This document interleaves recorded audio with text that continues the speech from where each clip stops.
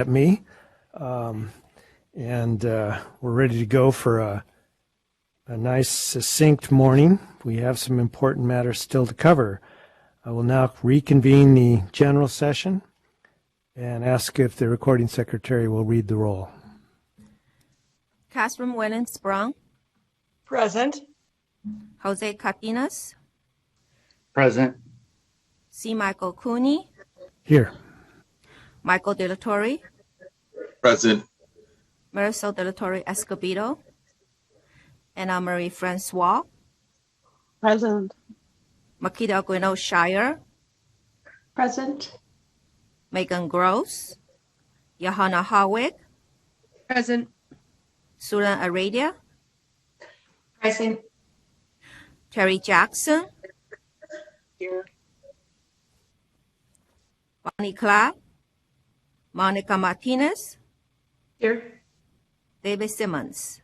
Here. Tina Sloan. Andrew Wall. We have a quorum. Thank you very much.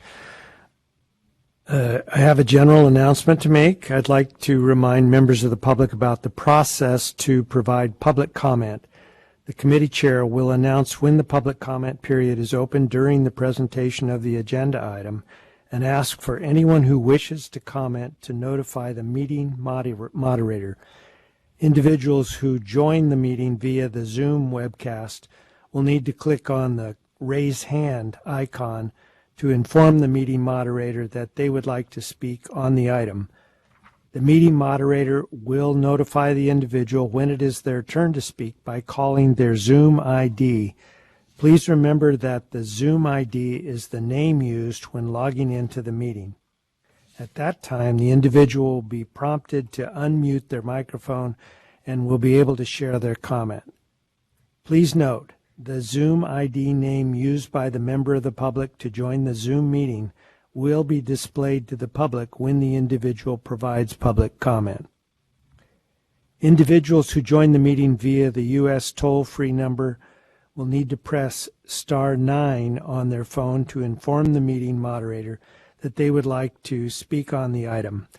The moderator will notify the individual it is their turn to speak by calling the last 4 digits of their phone number and will allow them to unmute their telephone. At that time, the individual will be prompted to push *6 and will be able to share their comment. Please note, only the last 4 digits of the caller's phone number will be displayed to the public when the individual provides public comment. I now recess the general session and move to the executive committee. Item 4A is Educator Preparation Student Liaison. Haiju Terrio will present this item. Ms. Terrio. Good morning, Commissioners. The Commission's policy manual allows the Executive Committee to appoint an educator preparation student to serve as a liaison to the Commission. An announcement for applications for the 2021-22 term was sent by email to the deans and the directors of preparation programs over several weeks, and the information was also posted on the Commission's website. Staff worked with Commissioners Cooney, De La Torre, and Francois to screen applications and interview finalists. The panel interviewed the 3 finalists via Zoom on August 2nd. A list of the finalists is included in the agenda item along with their essay of interest. If there are no questions for staff, I would like to let the panel provide additional information on the interviews and to give recommendation to the Executive Committee. Thank you, Haiju.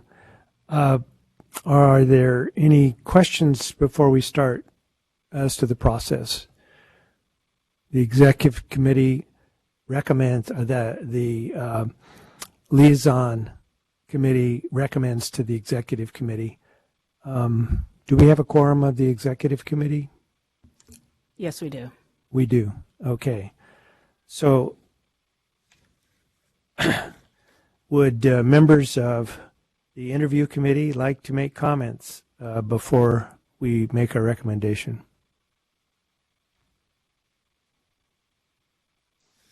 I'll get started. Great. First, I want to thank everybody. The three candidates that we interviewed, I think that we all agreed that they would make strong contributions as a student liaison to the CTC. One candidate, however, stood out in my mind, and a couple of things that she said that I thought were a perfect fit for continuing the work that Student Liaison Jones has shown us over the last year or so. She talked about education as a human right and teaching as a lifestyle. And everything in her written documentation and everything that she said was really aligned and consistent with those two kinds of values that she clearly holds dear. She also talked about something that I think is valuable for all of us and for those in K-12 education and teacher education, leadership education. She said this profession and teaching and learning is always a process of learning and unlearning. And she talked really well about what she meant about unlearning, the kinds of systems and structures and ways of knowing that have become normative but operate outside of education as a human right. And when asked what she would contribute, she says she would bring a new and fresh perspective, life experience that reflects the students that we are serving in California today. And taken together, I thought that she was a really outstanding candidate. Commissioner Cooney, I jumped right into the candidate and I didn't really talk much about the process. Is that good? That's okay. Let me ask if Commissioner Delatorre has any comments about the candidate. Thank you, Chair. I agree with Commissioner Francois, and it was all of the candidates were fine candidates, but we all definitely agreed on the one top choice on our recommendation, and she'll make a great addition to our commission. Well, thank you, Commissioner Delatorre. We had a really excellent review and good candidates, and I think we're excited to recommend Adriana Baez to the Executive Committee. Before the Executive Committee takes action on our recommendation, I need to ask if there are any public comments on this item. There are not any public comments on this item. No public comments. Okay, great. Any questions or comments from commissioners in general before we go to the Executive Committee?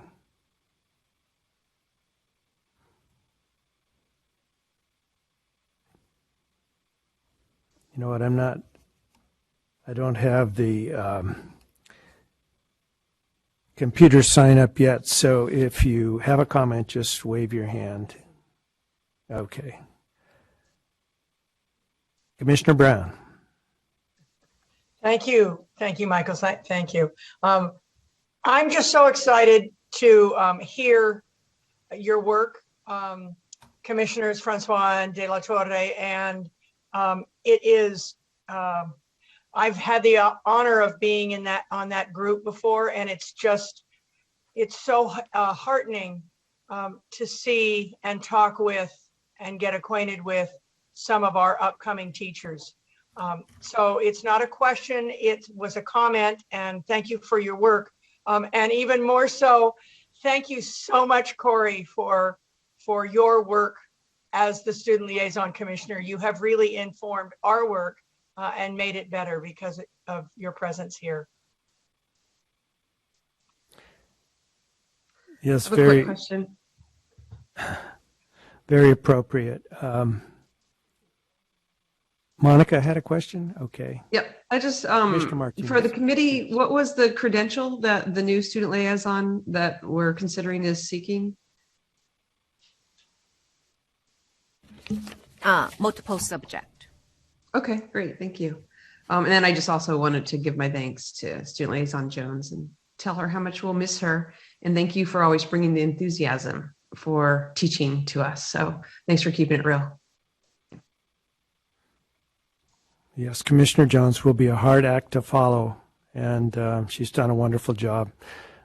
Commissioner Grenoshire. I just want to add my congratulations to all the applicants and of course to Commissioner Jones. I feel such optimism having served with Commissioner Jones. And then if these three candidates are any indication of the caliber of teachers we are providing to students in California, I am very hopeful. So again, thank you.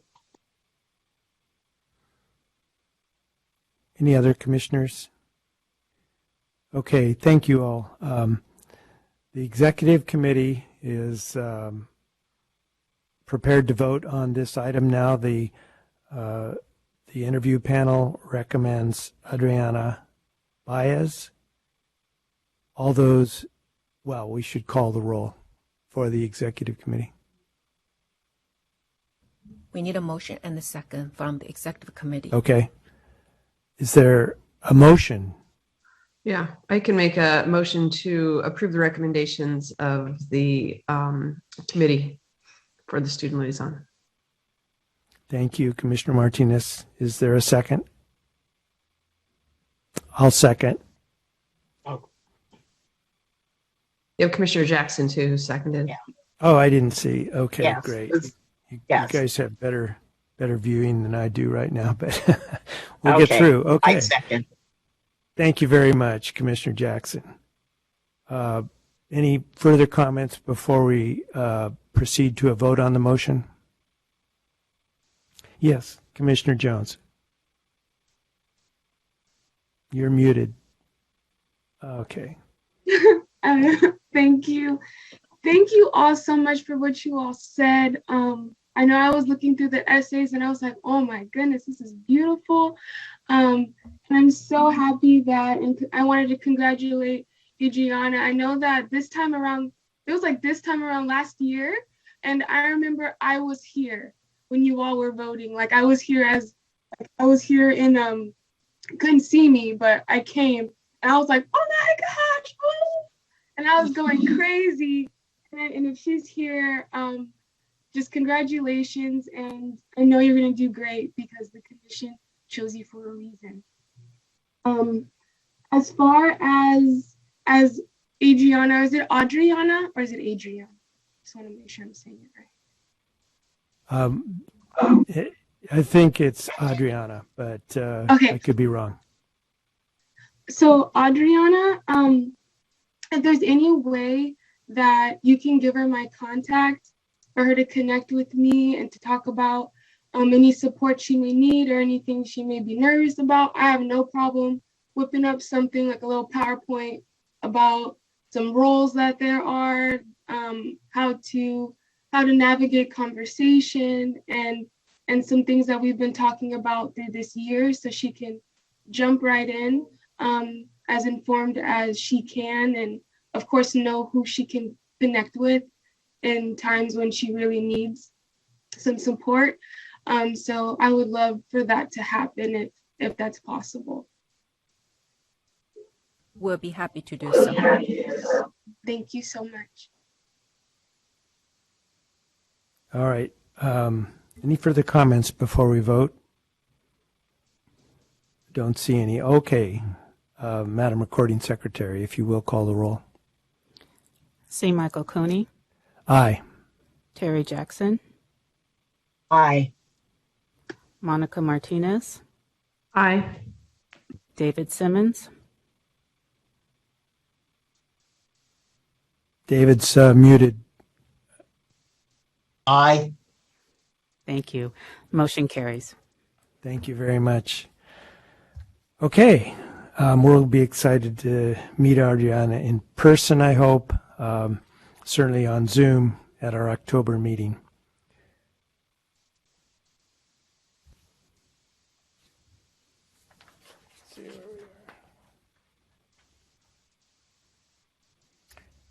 This concludes the business of the Executive Committee. The committee is adjourned. Next, we go back to the Educator Preparation Committee. Commissioner Martinez, will you please reconvene the committee? I will. Thank you, Chair Cooney, and thank you for stepping in this session. And again, a fond farewell to Student Liaison Jones, but we hope we see her. And I love the contagion again of her. And even this morning, the Secretary of Education was on TV talking about the return to school roadmap and talking about just the enthusiasm and the vibe that goes with the new school year. So good to see that everyone is so excited about it. I'd like to reconvene the Educator Preparation Committee. We have 4 remaining items this morning. They're all specific to institutional approval. So I will just jump right in with item 3F. It's institutional approval stage 3, consideration of provisional approval for Livermore Valley Joint Unified School District. As a reminder, for those who want to comment, please raise your virtual hand while the speakers are up. And for those who have called in, just hit #9 on your phone. And again, comments are limited to 2 minutes.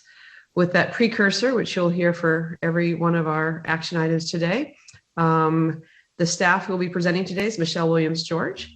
And it's an action item. Ms. Williams-George, will you please begin? Thank you. And good morning, Commissioners and Executive Director Sandy. This agenda item presents the Livermore Valley Joint Unified School District's responses to stage 3 of the initial institutional approval process for the Commission's consideration and possible provisional approval. As stated in the agenda item, Livermore Valley Joint Unified School District is proposing a teacher induction program. However, before addressing the agenda item information, I would like to review the context of this particular institution. You may remember from the institution's stage 2 eligibility requirement submission that Livermore Valley Joint Unified School District has been a collaborative partner in a teacher induction consortium since 2004. In that year, Pleasanton Unified School District became the program sponsor for the Tri-Valley Teacher Induction Program, a consortium which included Pleasanton Unified, Dublin Unified, and Livermore Valley Joint Unified. Castro Valley Unified joined the consortium in 2007. This group of districts successfully functioned as a collaborative teacher induction consortium until the 2019-2020 academic year, when Pleasanton Unified left the consortium. San Ramon Unified School District has stepped in as the program sponsor, while Livermore Valley Joint Unified completes the IIA process in order to become the program sponsor of the consortium. The second iteration of the Tri-Valley Teacher Induction Program is a collaborative endeavor.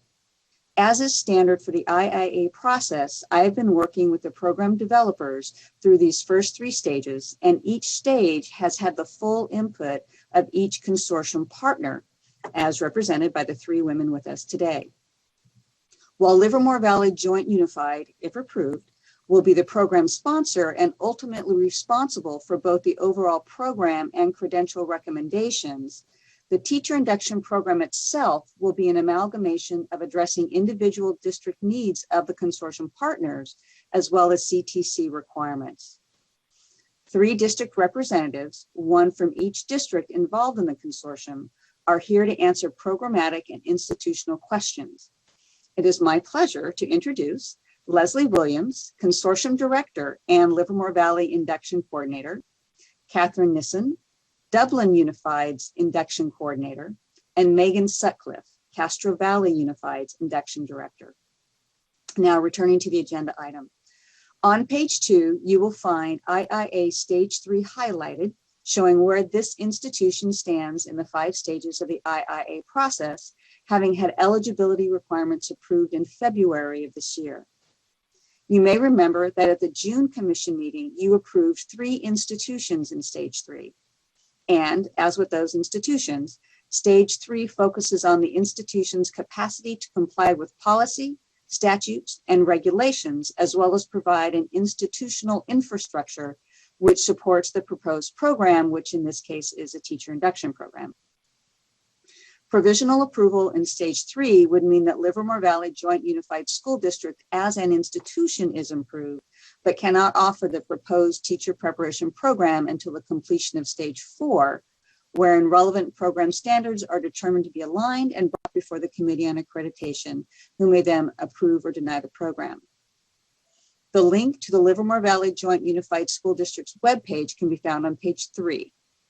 This webpage houses all previous and current submissions and contains the full responses to the district Stage 3 preconditions and common standards. Summaries of the institution's responses to the initial program preconditions, as well as the teacher induction preconditions, can be found on pages 4 through 8. Commission staff reviewed these preconditions and found them all to be met. Summaries of the institution's responses to the common standards can be found on pages 9 through 15. A team of BIR members reviewed, collaborated, and came to consensus that all common standards are aligned. So based on the findings of met for all relevant preconditions and aligned for all common standards, staff recommends provisional institutional approval for Livermore Valley Joint Unified School District for a period of 3 years. This timeframe will allow the institution to navigate the remaining stages of the IIA process. This includes responding to program standards in stage 4, collecting and reporting program data, and hosting a provisional site visit for stage 5. After that provisional site visit, staff will bring a complete report before the commission for consideration of full approval, thereby completing the IIA process. Staff is happy to answer any process questions, and Ms. Williams, Ms. Nissen, and Ms. Sutcliffe are here to answer any questions regarding the stage 3 submission of their proposed teacher induction program. Thank you for your attention to this item. Great, thank you so much, Ms. Williams-George. We'll now open for public comment. If there are members of the public that would like to give a presentation, please click on the raised hand icon on Zoom or hit *9 if participating by phone. Recording Secretary, are there any public comments? Just giving it a moment, but I do not see any request for public comment. Okay. Just give it a moment as well, Madam Secretary. Okay, the public comment period for this item is now closed. Do commissioners have any questions or comments on this item?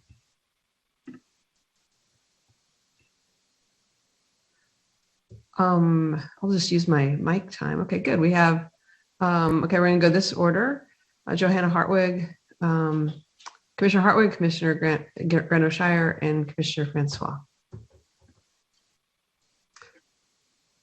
Good morning. This is Commissioner Hartwig. It's very nice to see you again. As you may recall from our last time, I am a proud graduate of Livermore Valley Joint Unified School District, having spent 12 years being educated by your wonderful educators. And so it makes me very happy to see this collaborative effort.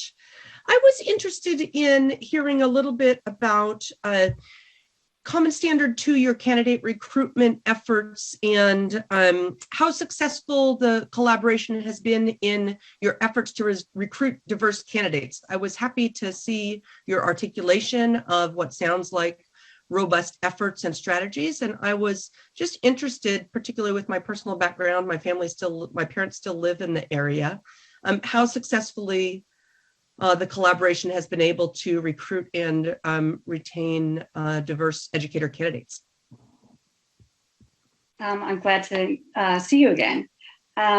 Yes, we have had several different avenues that we use to recruit diverse candidates. One being just reaching out to different colleges that educate a diverse group of educators. Also, what we do is we have a pipeline. So we encourage our paraprofessionals to go into the teaching profession.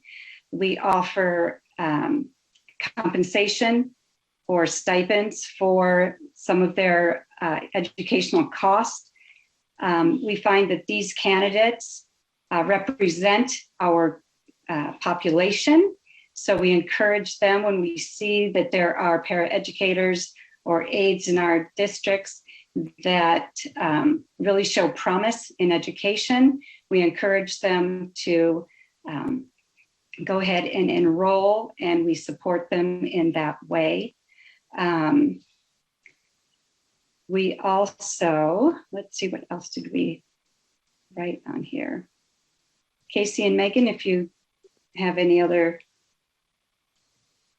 I'll just add on, I am actually sitting in the staff room at Dublin High School because we have our new hire orientation the last couple of days, and I'm due to do the closure in a little bit, but we have a room full of about 60 people, and it's an incredibly diverse group that is going to serve our students this year. All of our districts have a commitment to recruiting and retaining high quality, diverse population to support our students. And just living in the Bay Area, we are lucky that we have access to a lot of candidates, like Leslie said, in these pipelines from these local universities and even outside of our immediate area. So I feel very proud and what I'm seeing right now in Dublin. So I think if you were in this room and seeing the energy, I think you would feel the same. I just want to add that. Also, another way that we recruit our diverse population is we have our ROP program. That's another one that we have that our seniors, juniors, our high school students are able to come into the classroom and experience being an educator with an experienced teacher. When I was in the classroom, I had many ROP students coming into my classroom. And as a matter of fact, my daughter-in-law, who is a teacher, was once one of my ROP students in my kindergarten classroom. So that is a strong pipeline that we have also. So they not only come into our classrooms, but they also are assigned a mentor from the district office, one of the TOSAs, to come in and mentor them through what classes they might take, what path they might want to take in college. So that's another way that we recruit and ensure that we have a diverse candidate pool. We have many, many previous students who are now teaching in our districts, which is wonderful to see. Thank you. Thanks for the response. I appreciate that. I know that the Tri-Valley, I think the student population has definitely diversified since I was graduating from high school in 1990. And so I'm really glad to hear that the collaboration sounds like working hard to try to create and retain a diverse educator pool. Thank you.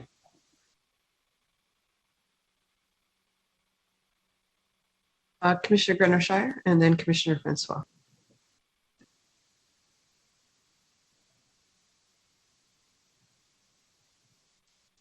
Can't quite hear you yet, Marquita. All right, first time this morning. It's early. Again. Good morning. It's early. We'll all follow your lead later. It only happens once a day, usually. Thank you for your presentation. Thank you for the really well-written document. I wanted to ask a little bit more about your induction coaches. I appreciate the description in Common Standard 1 about the conceptual framework for the curriculum and for the program, and the support that apparently you were providing. You indicate that coaches will be fully released. That's on page 9. What does that mean? So you have a coach in each district who works with X number of inductees. I'd like to just learn a little bit more. Absolutely. All of our induction coaches are fully released from the classroom. So they are teachers on special assignment. They do have a caseload of candidates. So they have between 15 and 18 candidates that they work with.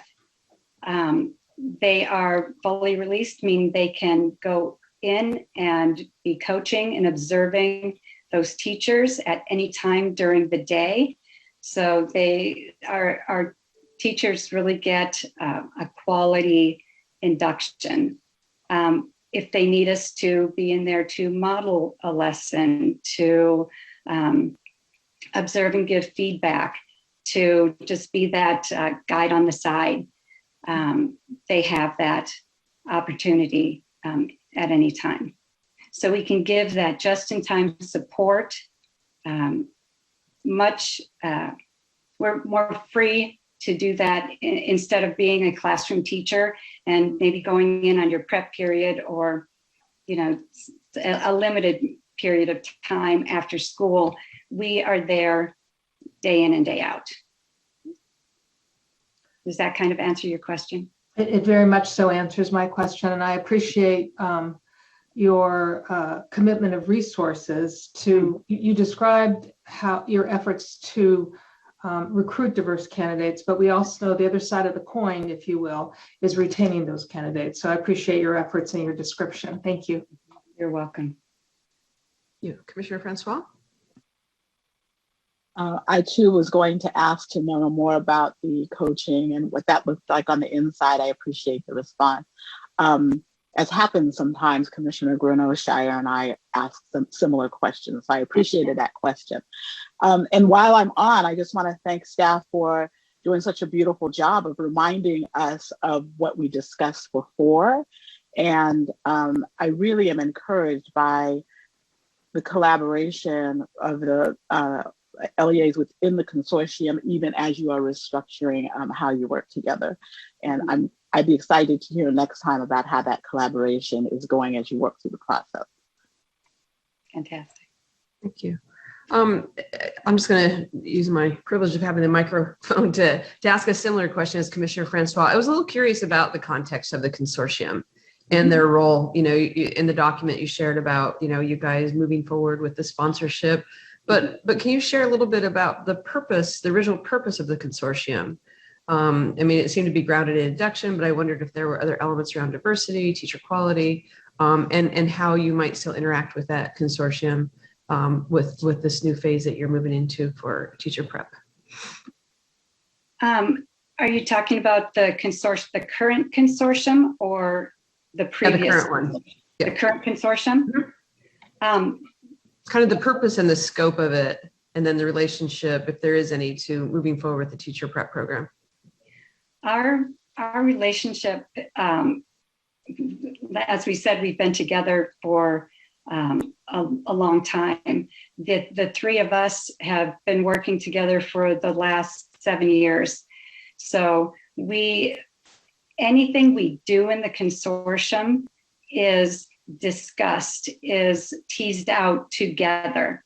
The three of us have a focus on diversity, equity. It's a very strong in all three of our districts, but we have committed all of the advisory team, which is made up of assistant superintendents in our districts and our deputy superintendent, are committed to invite all of the coaches.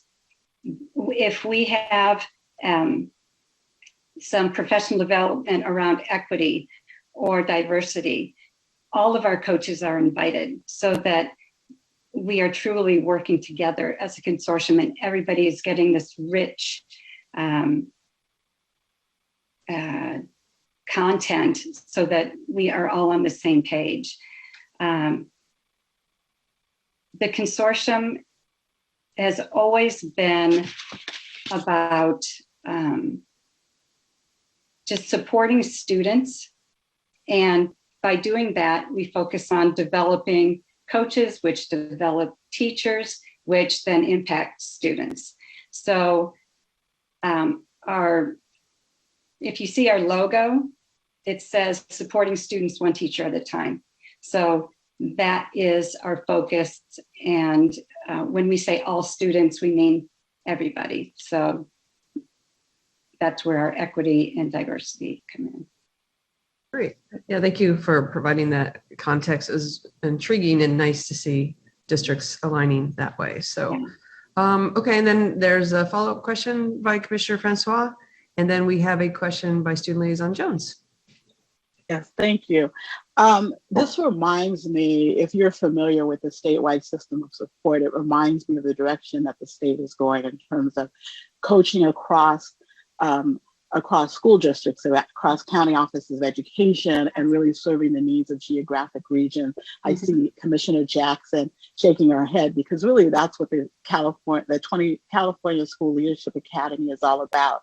And so I would encourage all of us as commissioners to really look at what that particular strand in the statewide system of support is about. And I would also encourage the consortium members, as you tease this out a bit, think about participating in that, because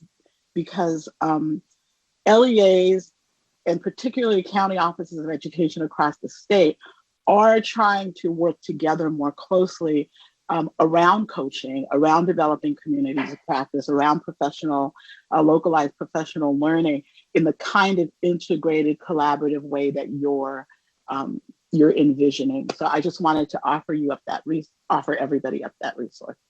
Thank you. If I might add, that's what we have been doing for the last 17 years. We have been coaching across district lines. So if there's a coach that is a Livermore coach, they may be going to coach in Dublin or Castro Valley. So we do cross district lines all the time.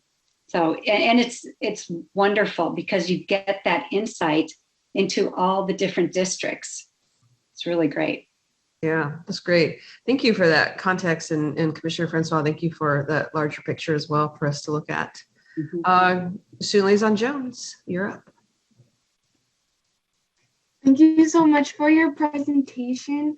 I just have a follow-up question. I know one of your answers are about the coaches being invited to different EDOs. I see that you said that one coached about 15 to 18 teachers, which is pretty good, seeing that you only need about an hour a week of support for each person. So that gives them some leeway.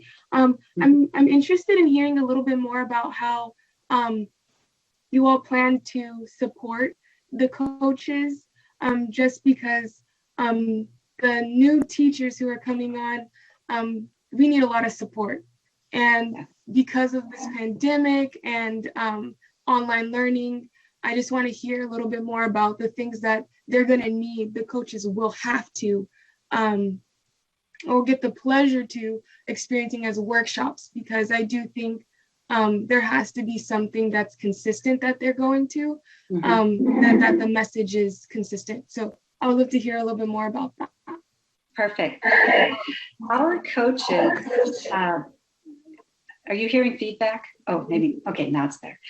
Our coaches have the opportunities to attend, actually they do attend, forums twice a month. We have our Tri-Valley Teacher Induction Program forum once a month. And then we have a regional forum, which includes Pleasanton and San Ramon once a month. And during these forums is when we have our professional development for coaches. So we may be doing a book study. For example, this year we are continuing with a book study on coaching for equity, Elena Aguilar's book. So we do that as a regional consortium. But in our Tri-Valley Teacher Induction Program forum, we will have specific coaching units or so that we do. So we may do it on our coaching stances. We'll do it on providing feedback. We'll do it on all of the individual pieces of the ILP that the coaches need to go through with their teachers. So getting to know students, setting goals, your inquiry, everything is planned out and presented to the coaches so that they are prepared to go in and work with their teachers. A lot of coaching language. And if you are a new coach, you will also receive coach onboarding. So along with the forums, you'll also have coach onboarding for any new coach that comes on board. Megan, anything else that you want to add? Yeah, the only thing that I was going to mention is last year, as we all know, everyone kind of had a, shift and pivot, or that favorite word. And I think because we were full-time release coaches, we were able to, have that just-in-time support for any of our teachers, whether they were hybrid, whether they were face-to-face. That landscape was changing, and I feel last year, especially consortium-wide and our regional, that we had all these amazing people in this group that could, support each other, come up with ideas, support teachers, to support students.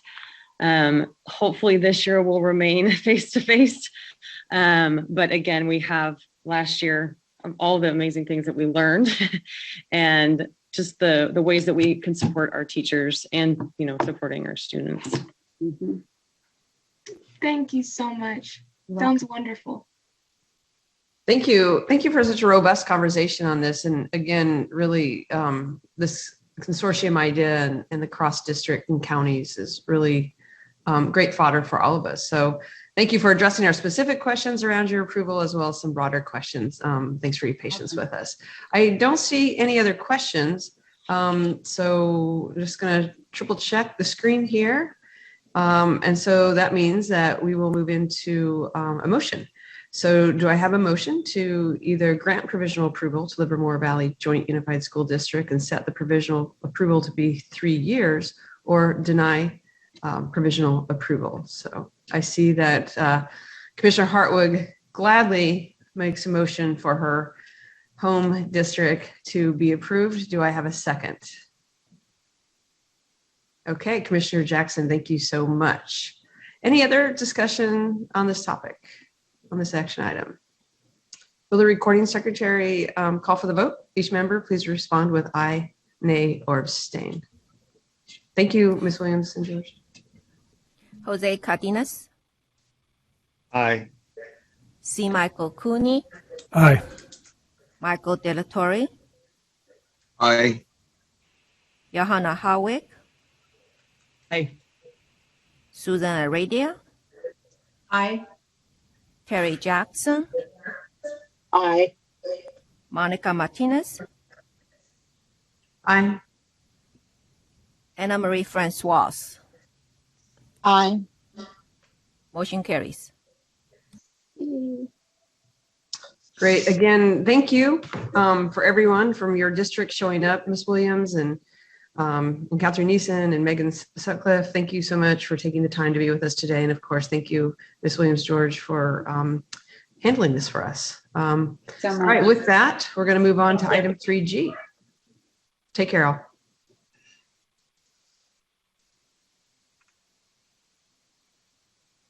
Okay.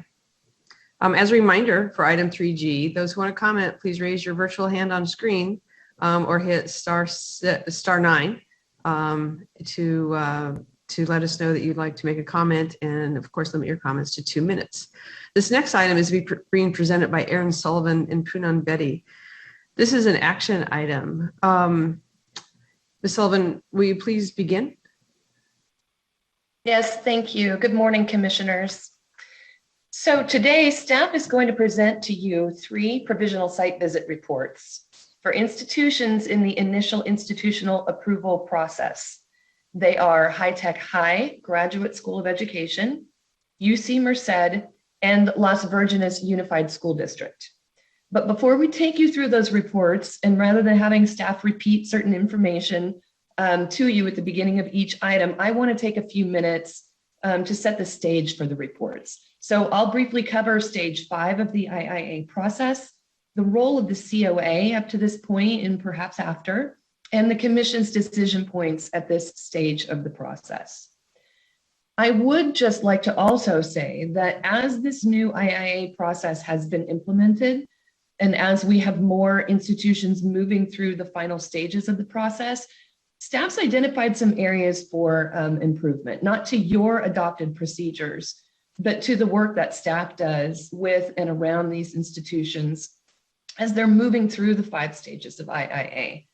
And we're currently working on including additional touch points following stage 4 approval that we believe will facilitate better communications between staff and these new institutions and allow us to provide some important supports to ensure the success of these institutions and their programs that are ultimately preparing future educators. So provisional site visits occur during stage 5 of the initial institutional approval process. Since the time that the IIA process was revised a number of years ago, we've had just one institution complete all 5 stages, and that was Turlock Unified School District. Terry Clark was the consultant assigned to that site visit since it was our first ever provisional site visit, and she presented that report to you last August. Since then, 3 more institutions have undergone provisional site visits, the 3 before you today, and 4 more will have provisional site visits this fall. So that's very exciting. Pursuant to the Commission's approved process, which is illustrated on page 3 of this first item, once an institution is approved by the Commission in stage 3, it may begin proposing programs to the COA. 2 Board of Institutional Reviewers review the program submission, and once it's determined to be aligned to standards, the program is brought forward to the COA for consideration of approval. Following approval by the COA in stage 4, the program is then authorized to begin admitting candidates and to operate for a provisional period of time of not less than 2 years, usually around 3, so that we can be sure that there will be enough completers to be interviewed at the provisional site visit. And during that 2 or 3 years, the institution and its programs do participate in the data submission to the Commission's accreditation data system. And if it's an IHE, they also participate in Title II reporting. At the end of the provisional period in stage 4, the institution submits to an accreditation site visit, what we call a provisional site visit. And I will describe that to you in a moment. And the team's findings with regard to common standards and program standards and the team's recommendation for an accreditation status are then brought before the COA for approval and then to you. When a site visit report, whether for a provisional institution or a Commission accredited institution, is brought before the COA, the presenters of the report include the consultant to the visit and the team lead. The consultant presents the basics about the visit, timing, location, any extraordinary circumstances that may have affected the visit, like fires, mudslides, illnesses, all of which we have experienced in the last few years. And then the team lead takes over and describes in detail the site visit process, including interviews that were conducted, evidence that was reviewed, and the overall characteristics and general demeanor of the process, the team's deliberations, and the team's findings on standards and the accreditation status recommendation. Now, if the Commission will just allow me for a moment, because the agenda items before you contain accreditation team site visit reports, I would just like to take you on a brief bird walk to describe the process by which a site visit team makes its decisions and subsequent accreditation recommendation to the COA for approval. So as part of its charge, the site visit team must make a determination of met with concerns, or not met for each program standard and each common standard. A determination of met by the team means that there was sufficient evidence that all the elements of a particular standard are being effectively implemented by the program. Met with concerns means that generally the elements of the standard are being met, but that the team has concerns with one or a few of the elements of the standard. And then not met means that the team was unable to obtain sufficient evidence to demonstrate that the majority of the elements of a standard are being implemented. And just a note, when making these decisions for common standards, the team takes into consideration the findings on the program standards. So not just common standards evidence items, but also how are the programs being implemented and overseen by the unit. And of course, those common standards are at the unit level. So determinations on program standards are considered when determinations on common standards are being deliberated. When teams are deliberating about the accreditation recommendation and any stipulations, they then consider the findings of the common standards, as well as the number and severity of standard findings for the programs. If an institution has none to 1 or 2 common standards found to be met with concerns or not met, then the accreditation recommendation would likely be accreditation or accreditation with stipulations. If, on the other hand, there are a number of common standards found to be met with concerns or not met, excuse me, then the accreditation team's accreditation recommendation would likely be accreditation with major or probationary stipulations. For the most egregious situations, the team may also recommend denial of accreditation. Stipulations are drafted that define what the institution must do to rectify the issues identified by the team. Each of the 5 possible accreditation decisions, accreditation with stipulations, accreditation with major stipulations, probationary stipulations, and of course, denial of accreditation, comes with its own implications that range from a 7th-year report with evidence addressing stipulations to a focused revisit to prohibitions against admitting new candidates or proposing new programs until 1 or more of the stipulations has been removed by the COA. Now back to the site visit report to the COA. Following the presentation by the consultant and the team lead, the COA asked clarifying questions of the team lead as to why or how the team came to certain findings, team recommendations, and or stipulations. And the COA may also ask the institution's representatives to respond to specific aspects of their program. So the COA has an opportunity to have a dialogue with the team lead representing the team and also the institutional representatives that are there. While the COA cannot change the team's findings on standards, they can make a different accreditation determination, adjusting the severity either up or down, and they can add to or remove stipulations as they deem appropriate. This is only just to illustrate for you that what is represented in the following 3 reports this morning represents the COA's determination that the accreditation status and any stipulations recommended by the team are at a level that is appropriate based on their professional judgment. The COA has reviewed all 3 of these provisional reports before you today, and this information is presented to you just for your information. These reports, I'm sorry, is presented to you for your information as you determine whether or not to grant these institutions full institutional approval today. So the Commission's decision points for these 3 reports are: 1, to approve the institutions before you outright. 2, approve them, which would give them the full non-provisional accreditation status, and then return them back to the COA for follow-up that the COA has determined is appropriate for these institutions based on the stipulations. Your 3rd choice is keep the institutions in provisional status for another year while they address the stipulations that are identified in these reports, at which time they would return to the Commission for that full approval status. And then, of course, you could deny approval of accreditation to the institutions, and that would then require the programs to close down, to develop teach-out plans for all existing programs, and eventually cease operations as an institution in California. And so with that, I will go ahead and turn the presentation of High Tech High Graduate School of Education provisional site visit report to my colleague Poonam Betty. Poonam? Thank you, Erin.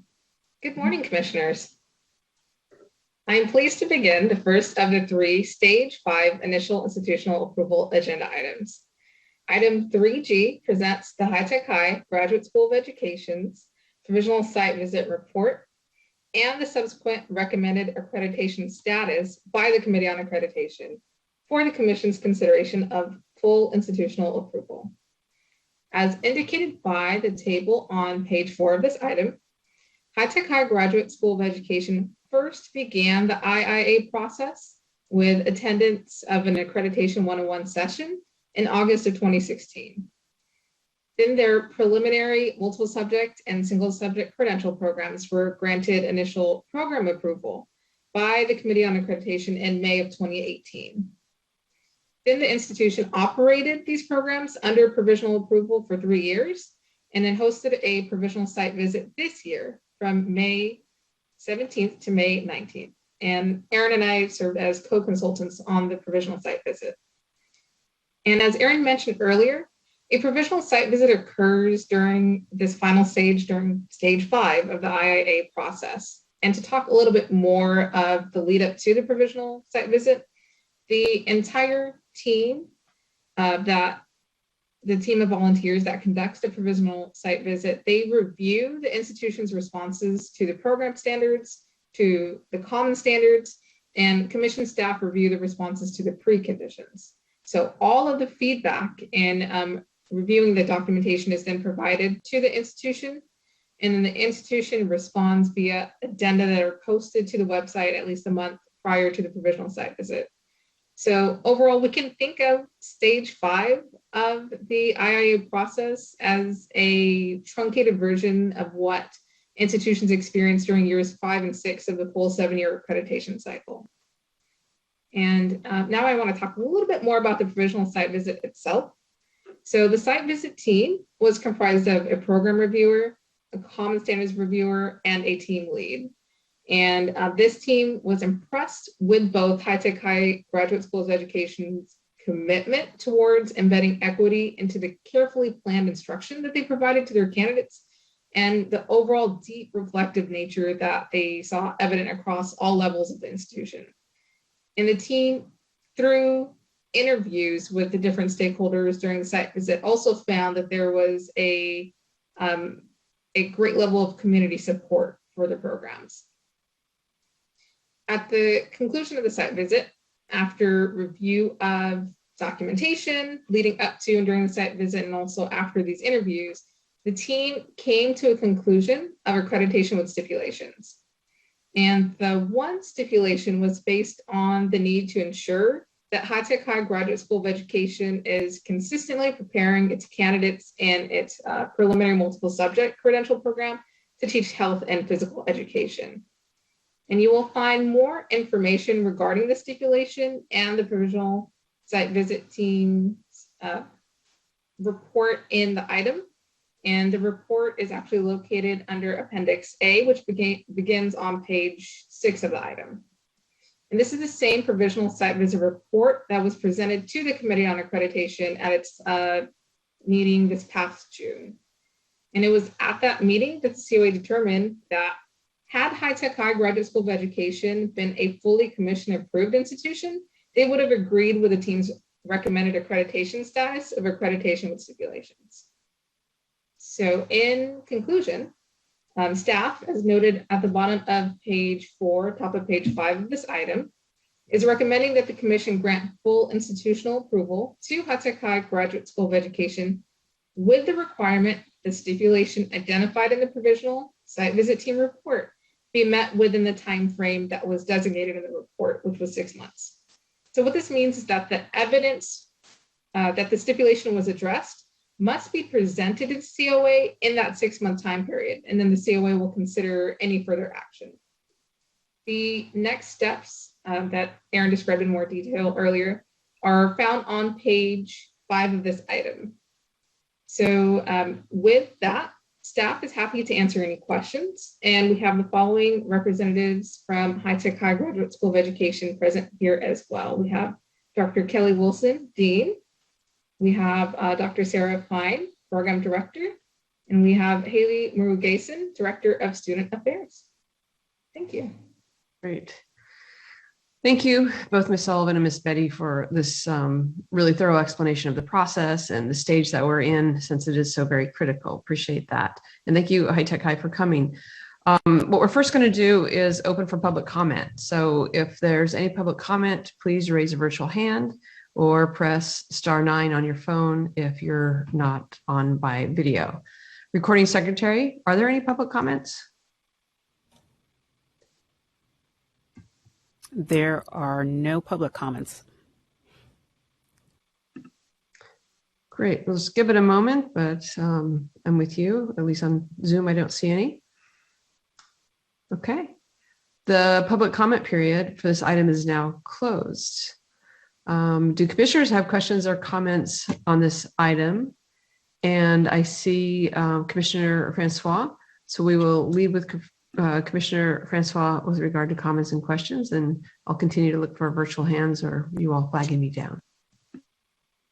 Thank you. And again, thank you, staff, for that background information. It is so important that we hear that, and you do it so well and so comprehensively. And thanks to the team from High Tech High for being here. I actually only have a clarifying question. So is it correct that the stipulations are restricted, or the stipulation is restricted to concerns about multiple subject candidates and health and physical education, and that's solely the concern? That's correct. Okay, thank you.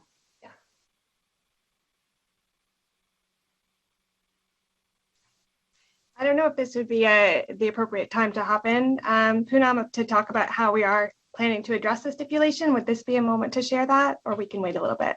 If we can just wait for 1 second, Sarah, that'd be great. I do have a similar question to Commissioner Francois, and I think either this is, CTC, you tell me who might answer this question, but I wonder if you could share a little bit more about the preliminary multiple subject met with concerns. If there's any more information you have to provide us with than what you did in the opening. And if not, you guys tell me if it's a good time for Sarah to go ahead and talk about how they'll address that. I just need a little clarification. You're not sure what the met with concerns means, or what the concerns were? What the concerns were, thank you.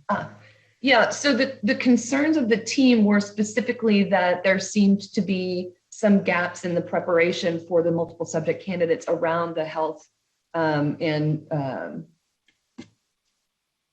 physical education. Thank you, physical education. I just had a complete brain blank.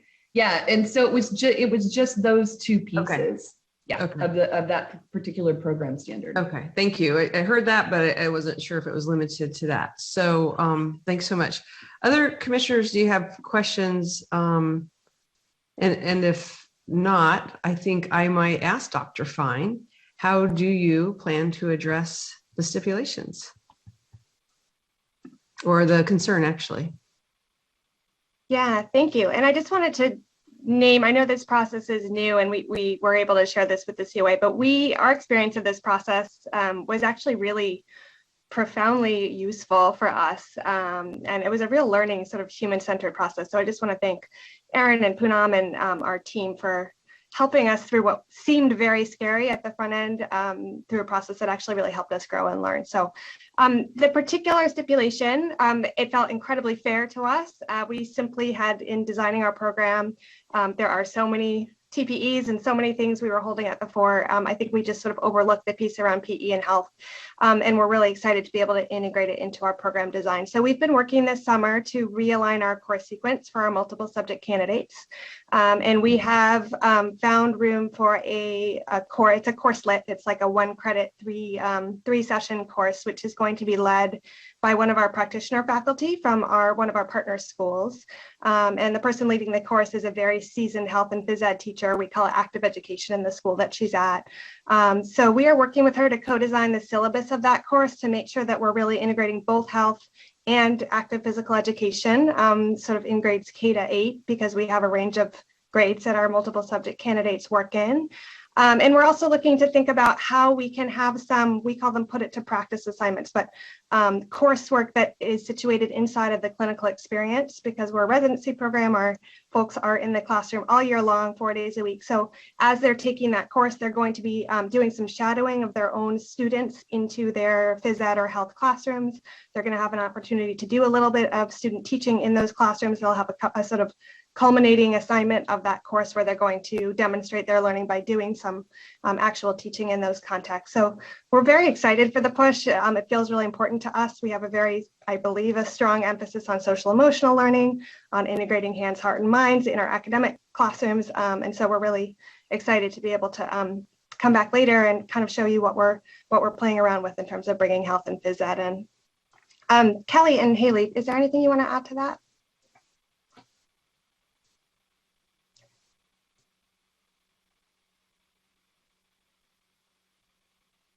Okay, I'm going to assume that they do not want to. But if you do, please take yourself off mute. Otherwise, I'll move to see if there's any more questions by the commissioners before we go to a vote. Okay. Okay, great. Two other questions. We'll lead with Commissioner Heredia, and then we'll go on to Commissioner Brown and Commissioner Greno-Shire. All right. So I appreciate the dean's explanation about how they're going to correct this action, and I have a question for you, Dean. So is the course the 1 unit course? Did I hear you correctly? Yeah, it's going to be a 1 unit, three-hour session course that happens this winter. Okay. So, and I know you mentioned social emotional. There was efforts to address social emotional needs of kids. So, one of the things about PE is that when they're 1 unit courses, there's the perception that a 1 unit course is less important than a 3 unit course. And sometimes that content associated with PE has a lot to do with the social emotional well-being of kids, that moving and that, getting out of your seat, getting out of the room. But yet we sort of regulate it sometimes as teachers to the number of minutes that we're required to offer that, as classroom teachers. So can you speak to a little bit about, are there efforts to make sure that the idea of social emotional support or the idea of PE or physical movement to help students manage stress, anger, sadness, is that part of any other of your coursework? That's a great question, and thank you for it.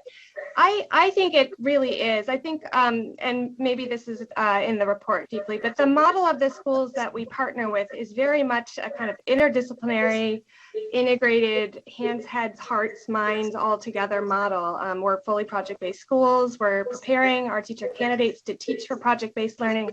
And so there are quite a lot of ways in which what they learn how to do in the classes that already existed in the program has a lot of elements around the importance of movement and the importance of thinking about kids, thinking about themselves in collaboration with others, thinking about how to self-regulate, executive function, what they need to do with their bodies in order to be able to be ready to learn. And so we have one of the very first courses that we launched that actually begins next week for our new cohort is a Foundations of Classroom Culture and Social Emotional Learning course. And we model what we would like our students to learn how to do, as well as teaching them how to do it. So we do a lot of getting outside together, building community through movement, and that happens in our schools as well. In fact, my new cohort is upstairs right now, and as of this morning, they were throwing around objects, playing human juggling, and thinking about kind of like the importance of moving through space and getting out of seats. So I would argue that our school, the model that our residents experience in their clinical work as well as in our coursework is really has that piece around bodies and minds and social emotional learning being part of every aspect of the student experience woven into it. And I think the healthy push from our team has been around explicitly calling out health and phys ed as something that also stands on its own and is also in most of our elementary schools something that students sort of go to as a special. So I think we have a foundation to build on, and we're excited to build on it. But I really take your point. I think the idea is to have the whole thing woven and not have it be a kind of siloed one-off thing that we only talk about for a few weeks and never return to. Thank you. Great. Thank you both for the question and the answer about the school culture and everything. Commissioner Brown and then Commissioner Greno-Shire. Thank you very much for this opportunity. And Commissioner Heredia, you started something that I will just do a PS to. But I just wanted to thank both the commission team for giving us this context, as well as you all in your new program. My question is, as the state is looking at transitional kindergarten and early education, and this may piggyback on what you just replied, how is your multiple subject program addressing the needs of teaching younger children? That's a great question. And I was just having a conversation with somebody about whether we could at some point think about kind of early childhood education and how that connects.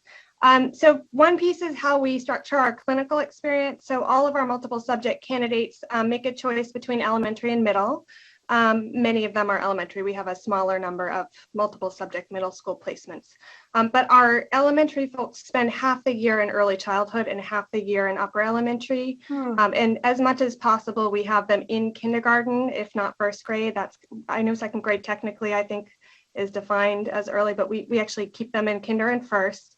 So they have a full 5-month residency in those grades. So, and we keep the sort of sub cohort of folks who happen to be in early education for the first half of the year and the second half together so that they get some specialized support and instruction, not only mentored by their cooperating teachers, but in our coursework to really think about adaptations of the routines that we teach them.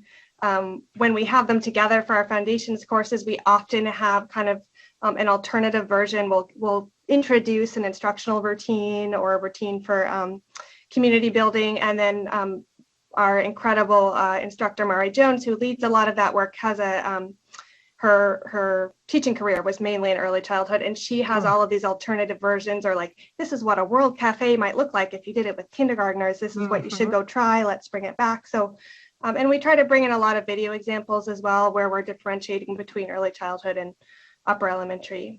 So, I mean, we're working on it, but I personally am more of a secondary educator, so I also lean very heavily on my faculty who have early childhood experience. Thank you. Thank you. Great. Commissioner Grenner-Shire, and then I also see Commissioner De La Torre after. Thank you.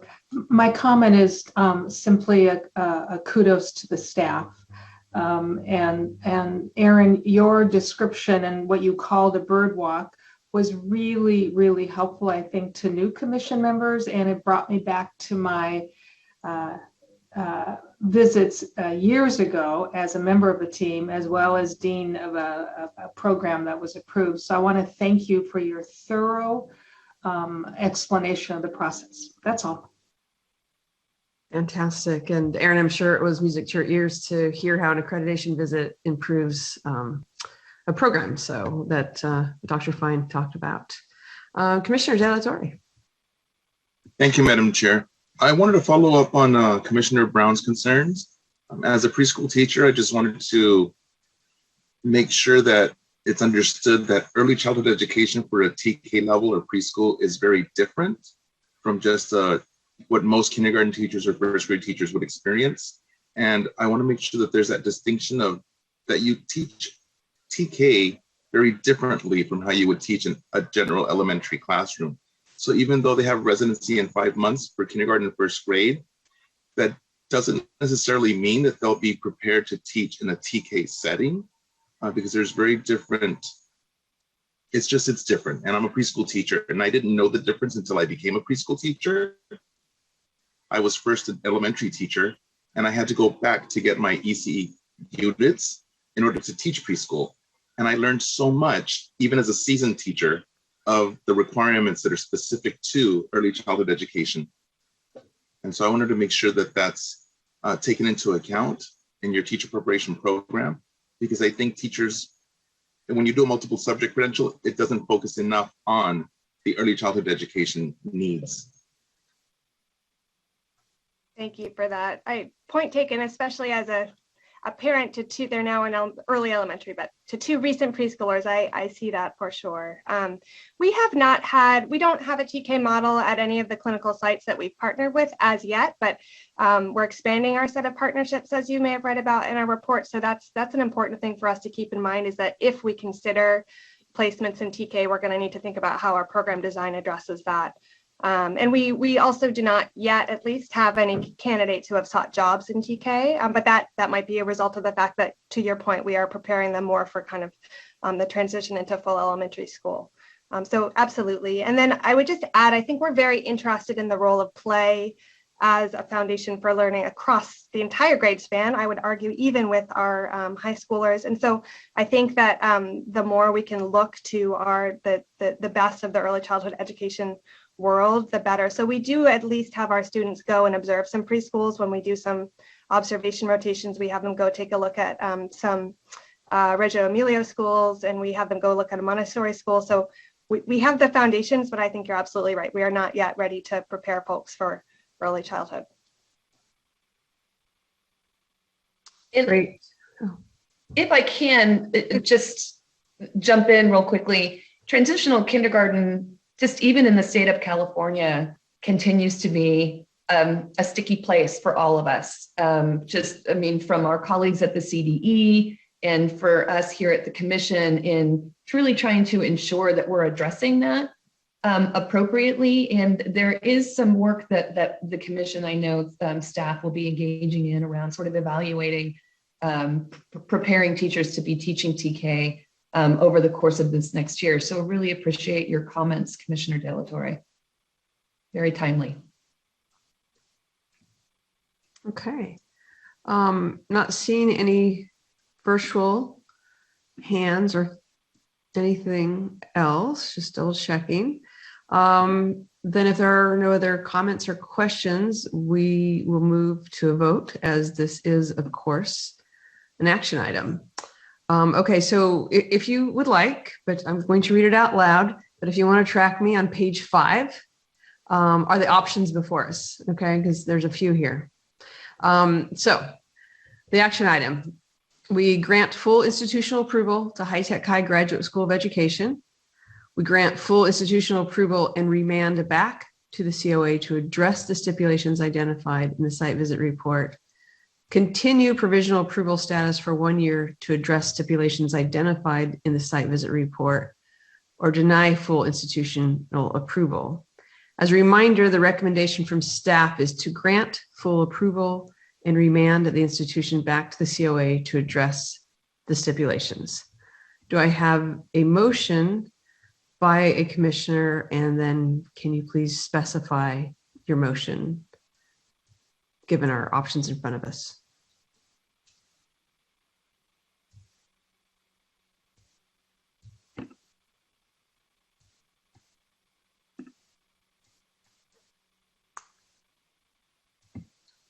Can you guys let me know if you need any more clarity?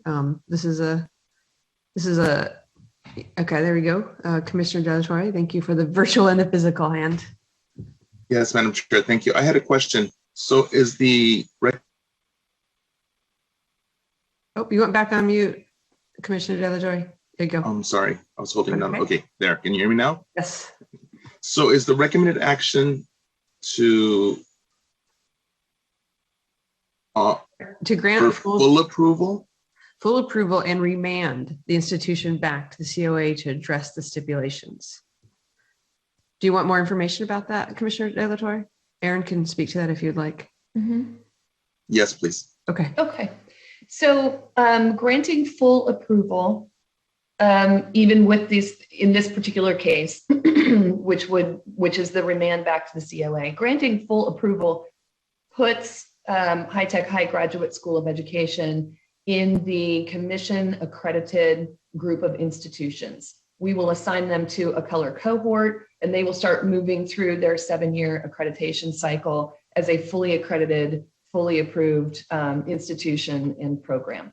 And along with that, they will address the stipulations identified in the report through the COA process, which is how our fully accredited institutions address any stipulations that they get on a site visit. Thank you. So that in no way is a setback, correct?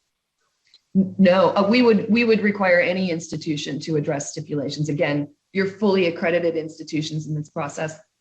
Excuse me. It's very smoky where I am right now. It probably is, yes. It is very smoky.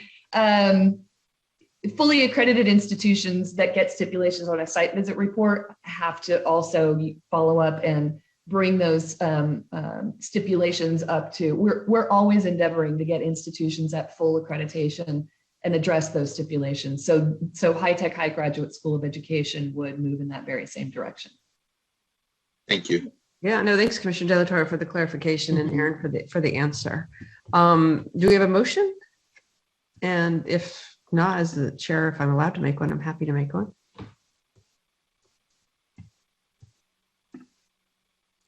Executive Director Sandy, am I allowed to make a motion? Oh, good. We have Commissioner Heredia. who will make a motion. I'm just going to check in with you. Is this a motion to grant full approval and remand the institution back to the COA to address the stipulations?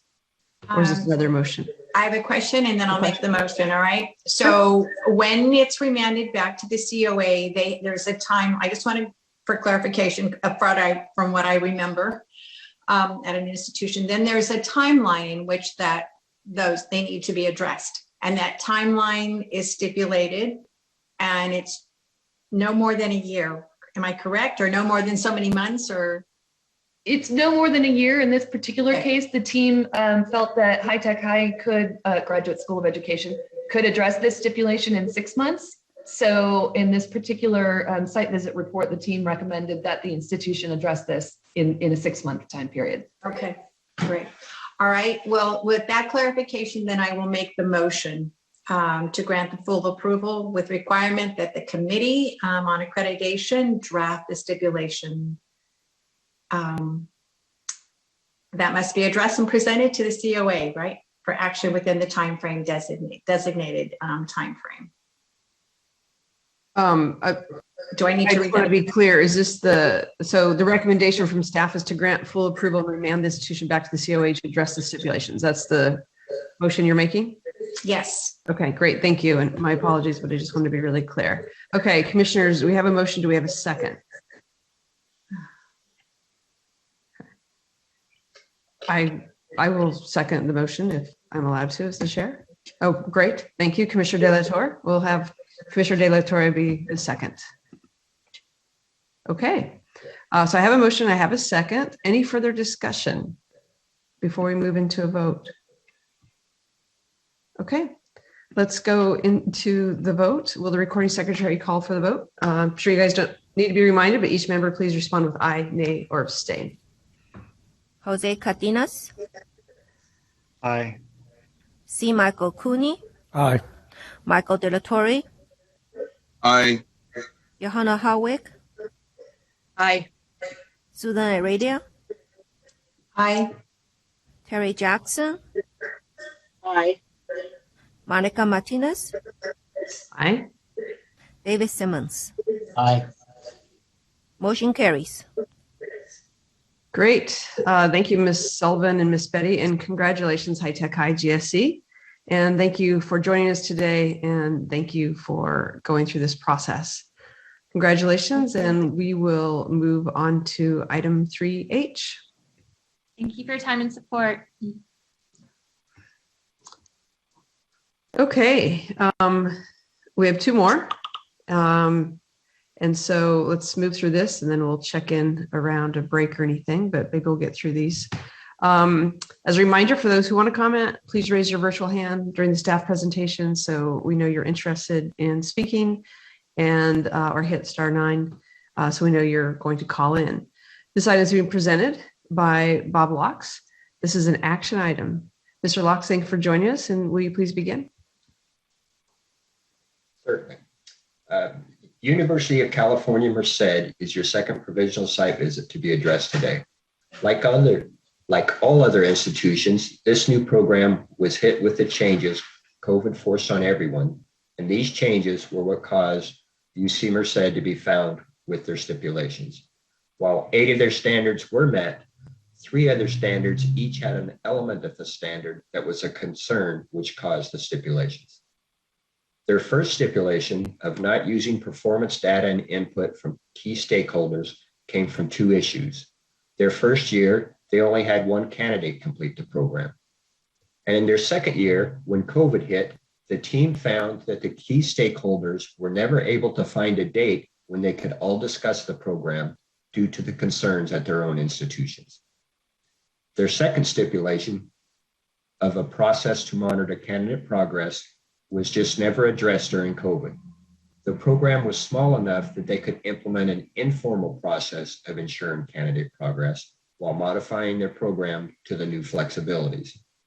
A formal process of monitoring their candidates was in the works this past spring, but the site visit team wanted to ensure that it was followed through with. Their last issue was that they could not show their cooperating teachers were receiving the required 10 hours of initial training.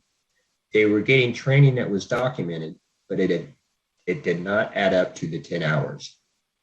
And while there was some evidence that they were receiving the additional training needed, it was not documented. All evidence pointed towards the cooperating teachers being very strong in the support needed of their candidates. But again, the site team wanted to ensure that this continued as the program grew.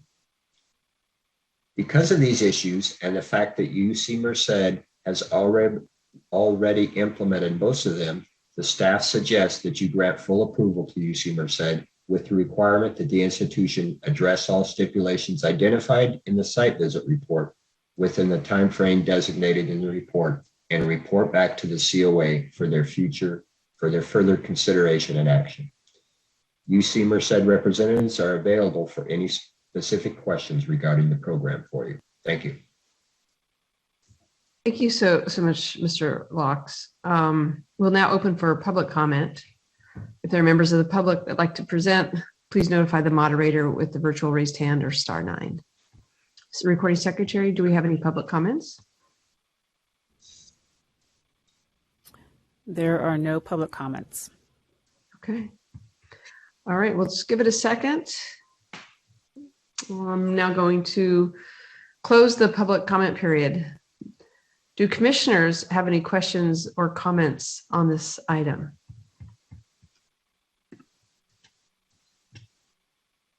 Commissioner Grenoshire? Thank you, Commissioner Martinez. I had a couple of questions, and it's more, I'm wanting to understand more from commission staff about this. How typical is it to have a teacher preparation program in university extension? I know in the CSU system, there are implications for that, and I just don't know what that might be in the UC system. So that's my first question. And then my second question has to do with a number of the inconsistent findings of the team in Standard 1 and perhaps most importantly in Standard 4. But Mr. Lowe, if you could first talk about any implications, if at all, for the teacher preparation program being in university extension.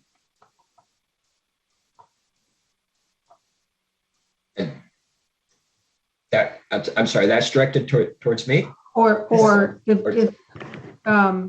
there I can jump in here if you'd like, Bob. Okay, all right. Yeah, so I'm happy. Hi, Cheryl Hickey. Nice to see everybody this morning. That's a really good question. There are at the University in California in particular coursework that is often provided that leads to some aspect of credentialing. However, extension by itself is not eligible to be a program sponsor. It must be a regionally accredited institution of higher education. So the University of Californias that are accredited through the main campus. They could have coursework but in extension, but they must be working in concert with the main campus because that is who is the eligible institution. It happens at numerous UCs where there's some courses in extension or some parts of licensure in extension, but they're working with the Graduate School of Education within the main campus. At UC Merced, they don't have a Graduate School of Education. So when they came before you at the in the previous stages, one of the things we really worked hard and talked to the university about was how are you going to do this? Because your university, the regionally accredited body, the campus itself, not the extension, is who we can accredit. So they came up with what I thought was a unique and interesting governance structure that we actually raised that with the commission because we wanted all of you to know, because they don't have a Graduate School of Education, they didn't have a dean that could be the unit head. So they came up with this governing structure of individuals at the main campus that would be responsible for oversight, even though the implementation, the day-to-day activities could happen within the extension. So it's a really good question that you have. And it was a way that we thought that they could continue to serve, or they could serve an area of high need and still be accredited because UC Merced itself is regionally accredited. So I hope that, I know that's a long-winded answer, but I hope that helps. It's a complicated structure there. And then I don't remember your second question. I'll just, let me just stay with this first question. Ms. Hickey, thank you so much. I read that it's a complicated structure, and I'll share the worry that the complexity of that structure may, in fact, over time, impact the support for the teacher preparation programs. So I want to voice that concern and want to learn more about how the campus envisions ensuring a consistent leadership structure to support the program. I know, having been a dean of a college of education and now helping my dean colleagues in the CSU system, how critically important the support of the president and the provost and key university leaders are to support teacher preparation programs. So it is a cautionary note that I am sharing right now. And then I don't know if we have representatives that maybe want to address it or just leave it at that as a concern, and then I'll go to my second question. I was just going to say that, Bob, at the beginning, I think we didn't introduce that there were representatives from UC Merced here. Are they on the? Yes, they are. Okay. We are. We're here, commissioners. Thank you so much for your questions. And I'd like to introduce you to our Dean of Extension, who oversees our teacher preparation program, Jill. Good morning, everyone. I'm Jill Orchid. I'm the Dean of Extension at UC Merced, and I'm very, pleased to share with you that I do feel that we have the chancellors and provost support for this program, as well as the representation across the schools who oversee the actual program. So our faculty senate approve all the courses. So I feel like we have a very structured support and approval process, and I'm happy to answer any questions you might have. So again, I don't have a question, I just have some concerns. I'll go to, again, regarding the administrative structure for the program. So can you talk a little bit more about Standard 4 and your plans to ensure that the unit has a consistently strong continuous improvement process, because I'm sure you will agree that that's absolutely critical to educator preparation programs. So if you could just speak a little bit more to that. Yes, let me speak to that. Going into the CTC site visit this past spring, the stipulations identified were aspects of the program we anticipated for program improvement. Through my transition into leadership, which happened during the pandemic, those were issues that I saw during the time that I joined and became director of education programs. So the stipulations began and we addressed them during the time of my joining the program, as well as during our time of gathering all of our documentation for the CTC review. And these stipulations were items that had begun to be addressed. And so after receiving feedback from the site visit team, our program has implemented a comprehensive continuous improvement program that, with the expectations for stakeholders and faculty oversight review of all of the items from 2020 to 2021, that program data will be ready for January 2022. And in this fall, our program is implementing a new 10-hour program data implementation of district employed supervisors initial training program, including synchronous and asynchronous, because we realized during the pandemic, it was hard to get people to join us. So we said, we're gonna have to implement those kinds of things, synchronous and asynchronous. So we're gonna do learning modules focused on program standards and expectations, curriculum requirements, culturally responsive pedagogy, cognitive coaching, and among other critical components that we realized were not being documented. Lastly, our team has been able to provide candidate support and intervention through informal processes, but now we've begun to establish a formal process of documenting for further identifying and supporting candidates' progress and supports needed. So we're including a My Degree path for our candidates. We're working with Nuventive Impact to make sure that we get those program learning outcomes programmed into our courses so those outcomes can come and we can all review those for program improvements. So we're on a path to improve all of the things that came up. We were able to share this with the team, the site review team, when they came to visit with us, because we had already identified these components early on, but knew that we needed additional time to make sure that we implemented them in a way that would make them more transparent to those who came and viewed our program. Does that help? It does. Thank you, Dr. Harris. Commissioner Martinez, may I ask one more question? Please do. So I'm curious as to, since there is no graduate school of education, who are the faculty and where do they sit at the University of California, Merced? We have faculty represented in each of our 3 schools, as well as our CalTeach program. We call it a curriculum advisory board. That board oversees all of the courses that we want approved, their advisement to us on program standards that we have to make sure that it connects and it aligns with the university's policies and procedures. So we have a professor from the School of Engineering. We've got a professor from our School of Humanities and Arts. We've got a professor from our School of Natural Sciences. We've got CalTeach represented. So we've got all of the campus arms into our program to make sure that we're providing the kinds of supports that we need for our teacher candidates. So I appreciate your description of the faculty who appear to have content expertise. So correct. The engineering faculty. Who are the faculty that have pedagogical expertise? Where do they sit?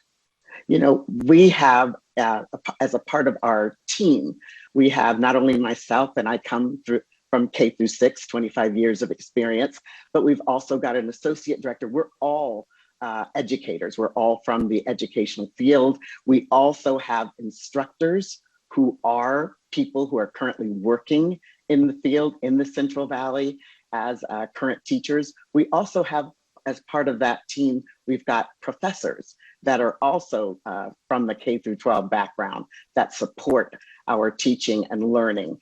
We also have a lot of support from our chancellor, who comes from a K through 12 background, and I work closely with his wife, Dr. Munoz, as well. So we've got a lot of support ranging from all of the people that I mentioned on campus, but we also have our Merced County Office of Ed, all of our school districts that provide us with a lot of support as well. Thank you. Thank you for the questions and for the thorough answers. Other commissioners, any questions or comments?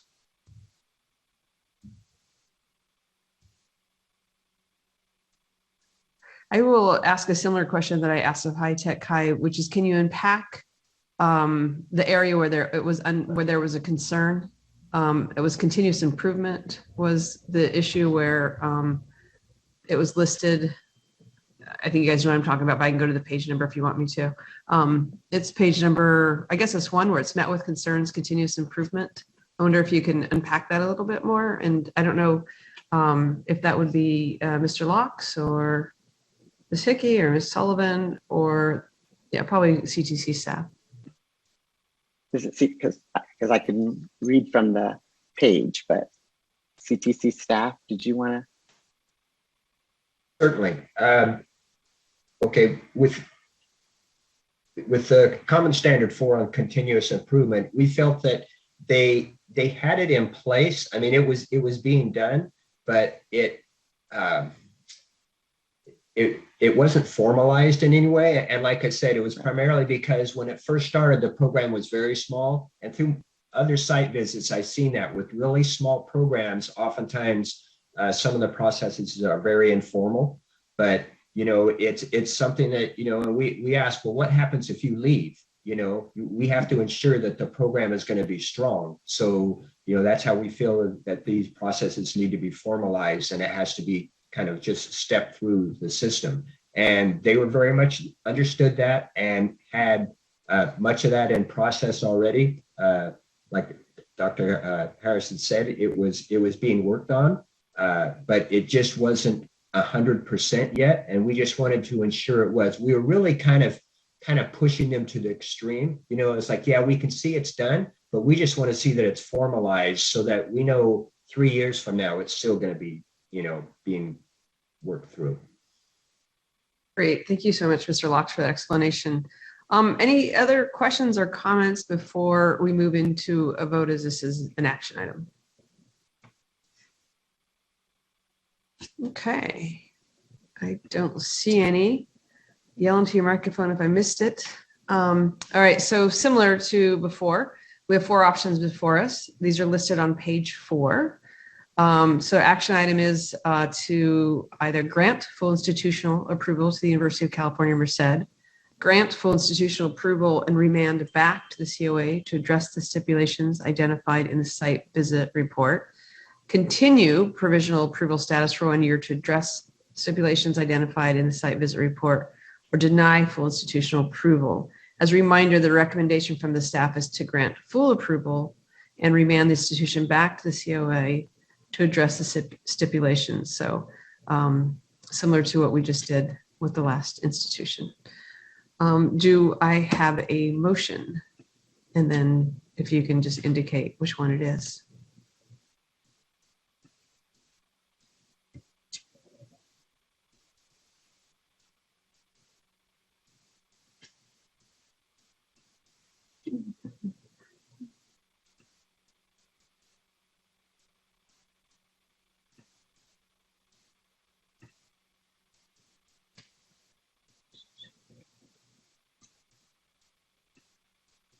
Again, if I can as a chair, I'm happy to make the motion for us to grant full approval and remand the institution back to the COA to address the stipulations. So that's my motion, and just check in with the secretary. Is it allowable that I make a motion as the chair? I believe so, right? Okay, hearing no objection, do I have a second? Okay, Commissioner De La Torre? Okay. Then we are ready to move forward with the vote unless there's any further discussion. Okay. Will the recording secretary call for the vote? Each member please respond with aye, nay, or abstain. Jose Cardenas, Aye. C. Michael Cooney, Aye. Michael De La Torre, Aye. Johanna Harwig, Aye. Susan Aradia, Aye. Harry Jackson, Aye. Monica Martinez, Aye. David Simmons. Aye. Motion carries. Great. Okay. Thank you, CTC staff, and congratulations to UC Merced. And with that, we will move on to our next item. Thank you very much. Thank you. Great. I will do a quick check-in with the CTC folks, our commissioners. We have one more item as part of the Educator Prep Committee. Are you all comfortable with moving forward to that? And then we can take a break after that, or just give me a thumbs up if it's okay to keep going. Okay. All right. If anybody was desperate for a break, yell into your microphone, but I think we'll keep going forward while we have our staff and everybody with us. Okay. So item 3I. is initial institutional approval, stage 5, consideration of full institutional approval for Las Virgenes United School District. As a reminder, for those who want to comment, please raise your virtual hand or hit *9 on your phone. Public comments are limited to 2 minutes. This item is being presented by Mr. William Hattrick and Michelle Williams-George. This is an action item. Mr. Hattrick, will you please begin? Sure. Good morning, Commissioners. Agenda item 3I contains the final stage 5 initial institutional approval item for the Las Virgenes Unified School District. And I'm also joined by my co-consultant, Michelle Williams-George. LVUSD completed stage 3 of the institutional approval process and received provisional approval from the Commission in September 2017. After completing stage 4 of the process, the preliminary administrative services and clear administrative services credential programs began operating in January 2018, and the teacher induction program began in fall 2018. The stage 5 virtual provisional site visit took place May 10th through 12th for full approval of their 3 approved credential programs. The site visit team was dedicated to ensuring that all evidence was thoroughly reviewed in a limited time frame and extremely thoughtful when deliberating on the standards findings. After a comprehensive review of evidence, data, and completion of stakeholder interviews, the site visit team determined findings on each of the common and program standards, drafted stipulations, and recommended a status of accreditation with stipulations, which was approved by the Committee on Accreditation at its June meeting. This means that if the institution is granted initial institutional approval today by you, the institution will be providing updates on each stipulation to the COA in the form of quarterly reports, the first of which will be due this September. Then in June 2022, if LVUSD has made adequate progress to address all stipulations, staff can recommend that their status be changed from accreditation with stipulations to full accreditation. It is important to note that while the team recommended accreditation with stipulations, the candidates and stakeholders were pleased overall with the LVUSD credential programs. What the team found, as you have reviewed in the report, were specific components of standards that were inconsistently implemented or needed to be looked at more closely in terms of how they are put into practice. A particular area for the education unit to address may be included in both a common standard and program standard. These concerns are confined to specific issues that ultimately minimally impacted the quality of the programs being offered. And additionally, the district has already started addressing the stipulations and taking corrective actions as needed. As with the previous 2 items, the institution is seeking initial institutional approval. There are several options available to you today for action, and they are also listed on page 3 of the item. Based on the team recommendation and the discussion with the Committee on Accreditation, staff recommends that the Commission grant full approval to LVUSD with the requirement that the institution address all stipulations identified in the site visit team report within the time frame designated in that report, and then report back to the COA for their further consideration and action. We can clarify any questions you may have at this time, and LVUSD Assistant Superintendent of Administrative Services, Ryan Gleason, is also available. Thank you, Mr. Hattrick. If you don't mind, I'll just kick off a question with more of a process question, I think, for the staff. So clearly, this accreditation approval process has more standards that have been met with concerns than the previous programs that just came before us. And it sounds like it's the same recommendation for approval, and is the timeline for them to meet the concerns the same as the previous, I think I heard 6 months earlier when we talked about high tech high. So can you tell me the timeline that they have to address the standards that were met with concerns? Sure. They will have a year from the June COA meeting. And because of the stipulations and the need to provide CTC with updates, they'll be checking in with us quarterly. So every 3 months, And then those are put into an agenda item report that's presented to the Committee on Accreditation at their next regularly scheduled meeting. And then at the June 2022 meeting, which is sort of the end of the fourth quarter, they would, if all of the stipulations have been adequately addressed, then staff can make the recommendation to change their status. So they have a year to address these stipulations as well, but different than the last two, they will be required to provide quarterly reports. So every 3 months, they're checking in with us. And I'll say that Michelle and I have been working with LVUSD now over the past year, and we anticipate that the check-ins will actually be even more regular than every 3 months.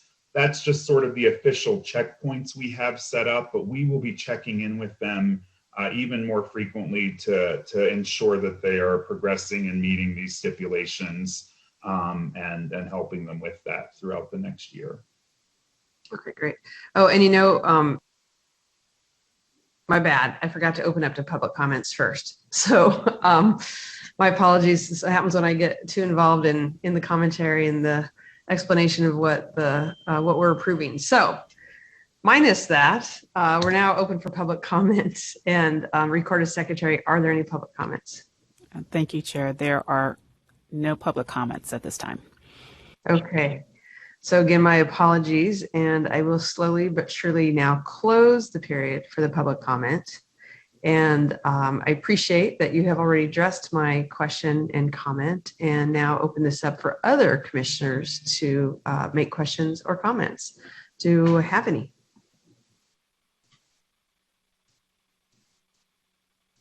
Commissioner Francois?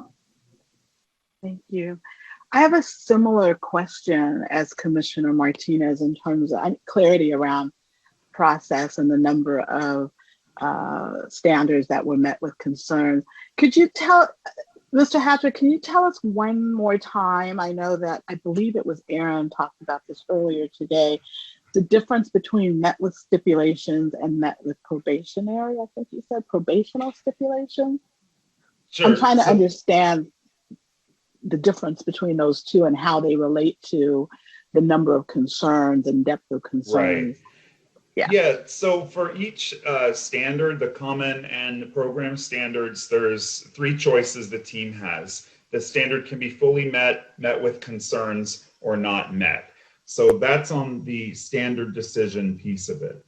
Then the team looks at different factors and reflects back on all the interviews they conducted and the data they looked at, and determines whether the accreditation status should be full accreditation or accreditation with stipulations, and then on to probationary, major and probationary stipulations.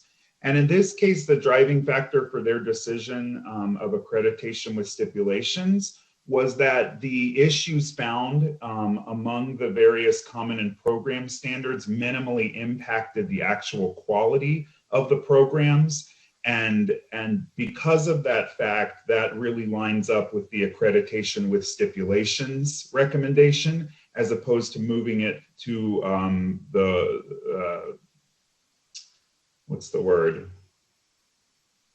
The more, I hate to use the word severe, but the more severe accreditation with major or probationary stipulations finding. And if I can add in, similar to the previous item, some of the stipulations here were around simply documenting what was actually happening with the program.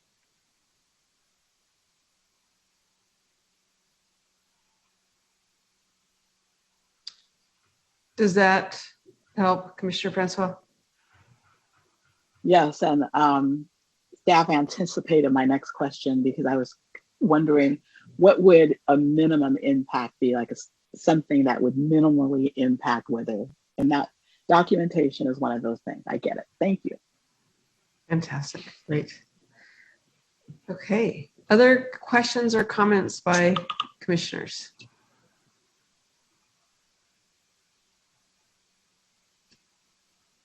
Okay. Without seeing any, I imagine that we've now become acclimated to the stage 5 process. are ready to move forward with a vote. I'm just going to triple check. Okay. So this is an action item. Again, we have 4 options before us. They are listed on page 5. Grant full institutional approval to LVU SD. Grant full institutional approval and remand back to the COA to address the stipulations identified in the site visit report. Continue provisional approval status for 1 year to address stipulations identified in the site visit report, or deny full institutional approval. As a reminder, the recommendation from CTC staff is to grant full approval and remand the institution back to the COA to address the stipulations. Do I have a motion by a commissioner and specify if it is different than what the staff has recommended?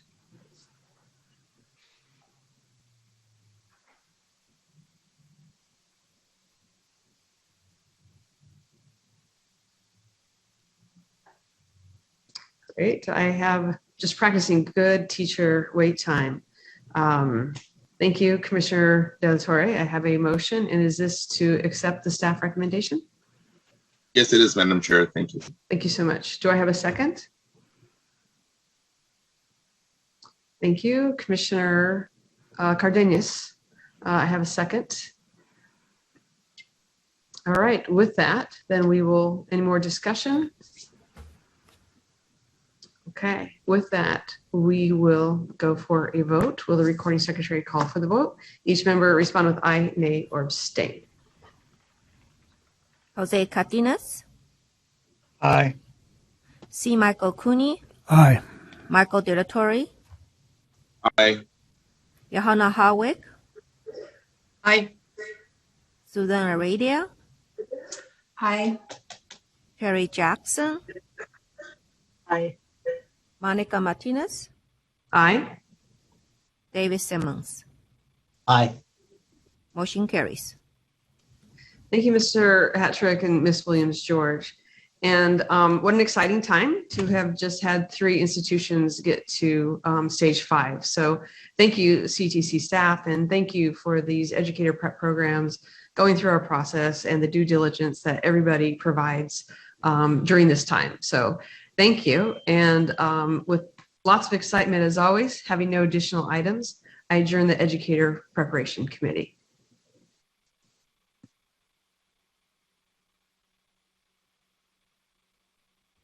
Thank you very much, Commissioner Martinez.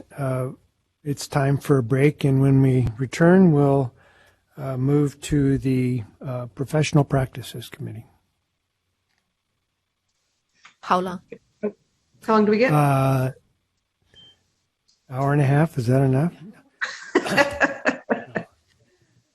We're going to get done sooner than that. So let's take 15 minutes.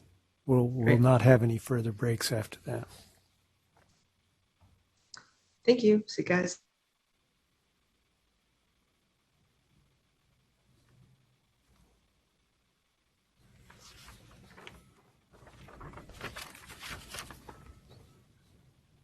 Susan Aradia is not on the camera yet, but we have Anna Marie Francois is on, so if you want to start, we can. Oh, she's here. But he's not on the screen. We're good to go.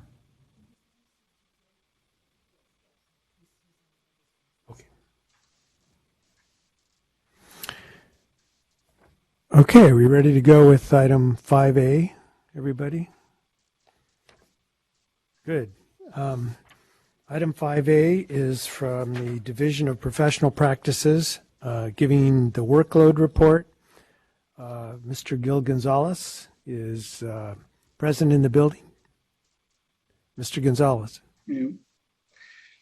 Good morning, Commissioners. I'll be presenting that item 5A, the DPP monthly workload report. The Commission's dashboard reports on 6 key measurements in line graph form, showing both current year numbers as well as prior numbers for comparison purposes. The following numbers reflect the June 2021 statistics. The total cases are the number of cases open within DPP, including cases in intake before the Committee of Credentials, pending before the Commission, and an administrative hearing. At the end of June, the total number of cases was 2,027 and well below the pre-COVID normal range of 26 to 2,800 cases.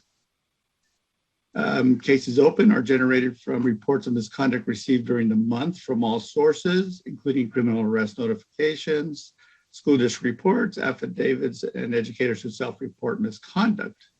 In June, staff continued receiving fewer reports of misconduct and opened 301 cases, which remains below the normal range of 400 to 500 cases open per month.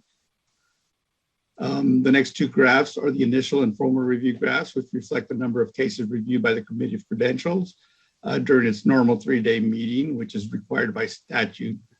As I previously stated, the COC is reviewing fewer initial review cases and will continue to do so over the next few months, which is due to the decline of the overall caseload. We expect this trend to reverse as school reopen and credential applications return to normal levels.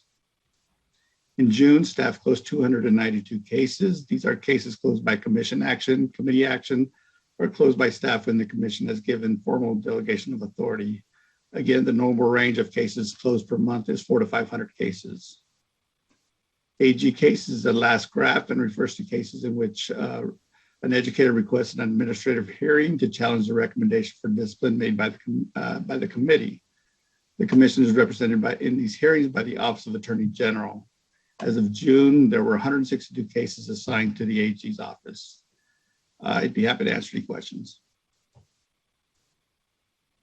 Mr. Gonzalez, could you just let us know if there's something that you think among our records is unusual? The low number of overall cases, but of course that's due to COVID and drop in application numbers.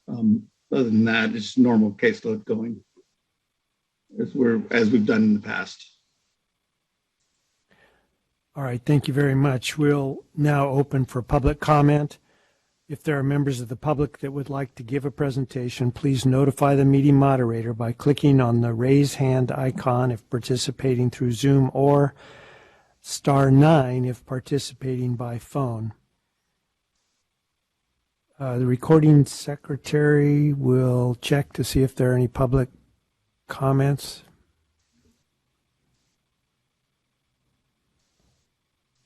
Giving it a moment, but no, we do not have any public comments. Thank you. Thank you very much. Do commissioners have any questions or comments regarding this report this month? Commissioner Hartwig. Good morning, Mr. Gonzalez. Thank you again for your report. And I want to again express my appreciation for the hard work that the division does day in, day out, week in, week out, month in, month out, to keep this really important work that needs to move forward no matter what is going on in the world. So thank you so much for that. This is a question I've asked before, but I'm going to ask again because it's 2 months since the last time I asked, which is, we know that cases are down and we expect that cases are going to, new matters are going to rebound when schools start to reopen. Do you have any concerns about being able to keep up a good pace of throughput when the normal level of cases returns, whether it might be an increased number because there's a backlog? Do you have any concerns about that in terms of staffing? No, not at all. Not right now, we can do up to 90 to 110 cases per month, but of course 90 to 95 is a good. It's a high number for the COC to do on a 3-day meeting, so I'm not concerned at all about that. Thank you very much. Any other questions or comments? Mr. Gonzalez, is the Committee of Credentials meeting in person at this point, or are they meeting remotely? It's still remote. Okay. It's still remote. It'll continue to be so for the next few months, my understanding. Okay. Here we go. Commissioner Martinez. Yeah, I just have a quick question.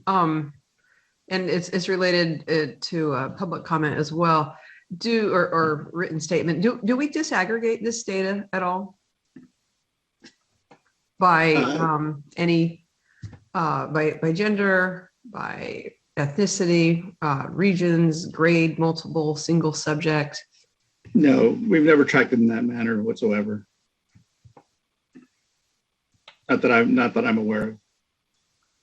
Would it be useful to disaggregate this data to see more trends, or that would be irrelevant? I don't. I mean, we receive reports of misconduct from various sources, and it's out of our control. And of course, we process cases based on misconduct. So, okay, thank you. Mm-hmm.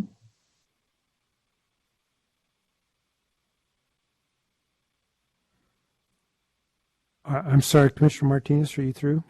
No, you're reading. But yes, I said thank you, and I saw another commissioner raise her hand. So, okay. Anybody else? Oh yes, Commissioner De La Torre. Thank you, Commissioner Cooney. Just to follow up with Commissioner Martinez, can we? I believe it would be helpful to see disaggregated data and just to see if there are any discrepancies as to which teachers are referred for different items. I know as a statistician, I am curious to see. So I'm wondering if that would be possible. We can look into it.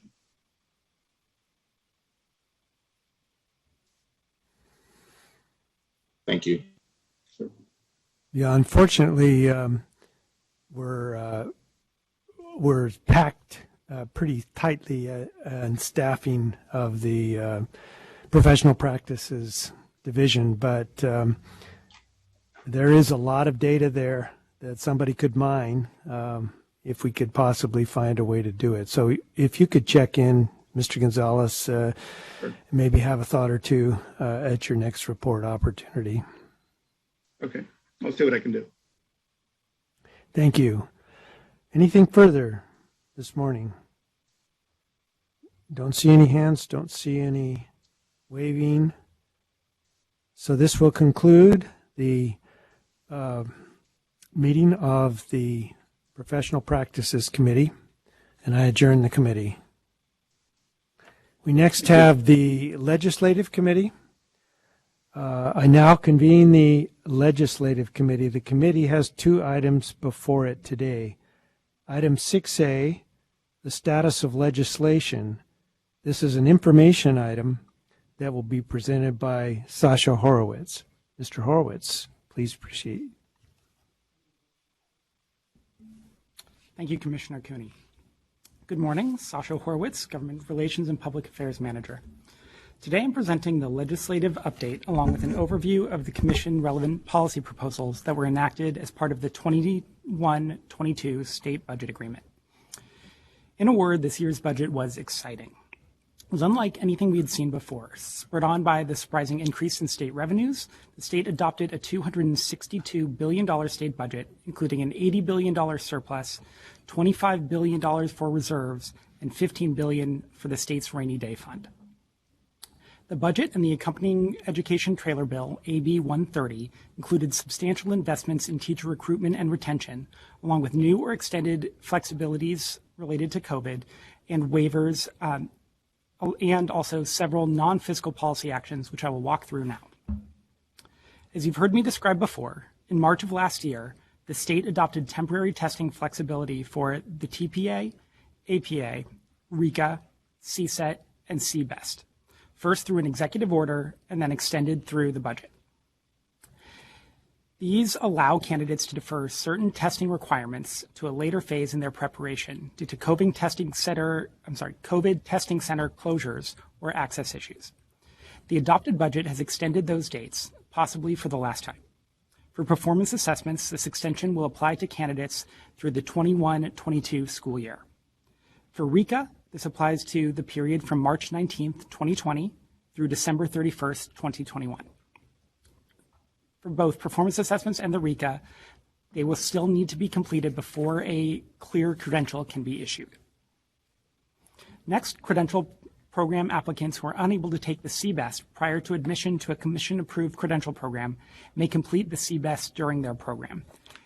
This now applies to the period from March 19th, 2020 through December 31st, 2021. Finally, current university intern program candidates who are unable to complete the CSETs to begin teaching as district interns in the subject area they are enrolled in now must complete both requirements prior to being recommended for a preliminary credential. The provision applies to the period from March 19th, 2020 through December 31st, 2021. If by the end of 2021 candidates are still struggling to complete the RECA, CSET, or CBEST due to testing center capacity issues, the Commission was granted the authority to extend this deferral to June 30th, 2022 without action by the governor or legislature. The budget agreement also established new pathways for teacher candidates to meet the subject matter and basic skills requirements. These new options allow relevant collegiate-level coursework to be used to meet each of the requirements and allows candidates to mix and match from all available options. AB 130 expands the available options to allow candidates to meet the subject matter requirement through any one of the following methods. 1. Successful completion of coursework as verified by a Commission-approved program of professional preparation that addresses each of the Commission-adopted domains of the applicable subject matter requirements. 2. Successful completion of an academic major in the subject they will teach. That applies to single subject credentials, meaning that the major must be in one of the subjects currently offered. For multiple subject credentials, the major must be in liberal studies or an interdisciplinary major that includes coursework in core academic areas. And for education specialist credentials, the major must align with one of the acceptable majors or for the multiple subject credential or single subject credential. Also, 3, a combination of coursework and examination options are available that meet or exceed the domains of the subject matter requirements. Such mixing of options may only be done by candidates enrolled in a Commission-approved preparation program that allows this option.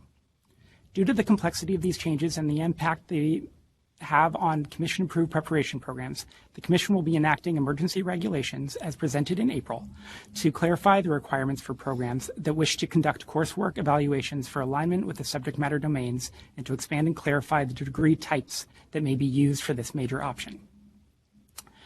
This new option under basic skills will allow the Commission and Commission-approved preparation programs to verify basic skills proficiency through qualifying college-level coursework that meets the following conditions.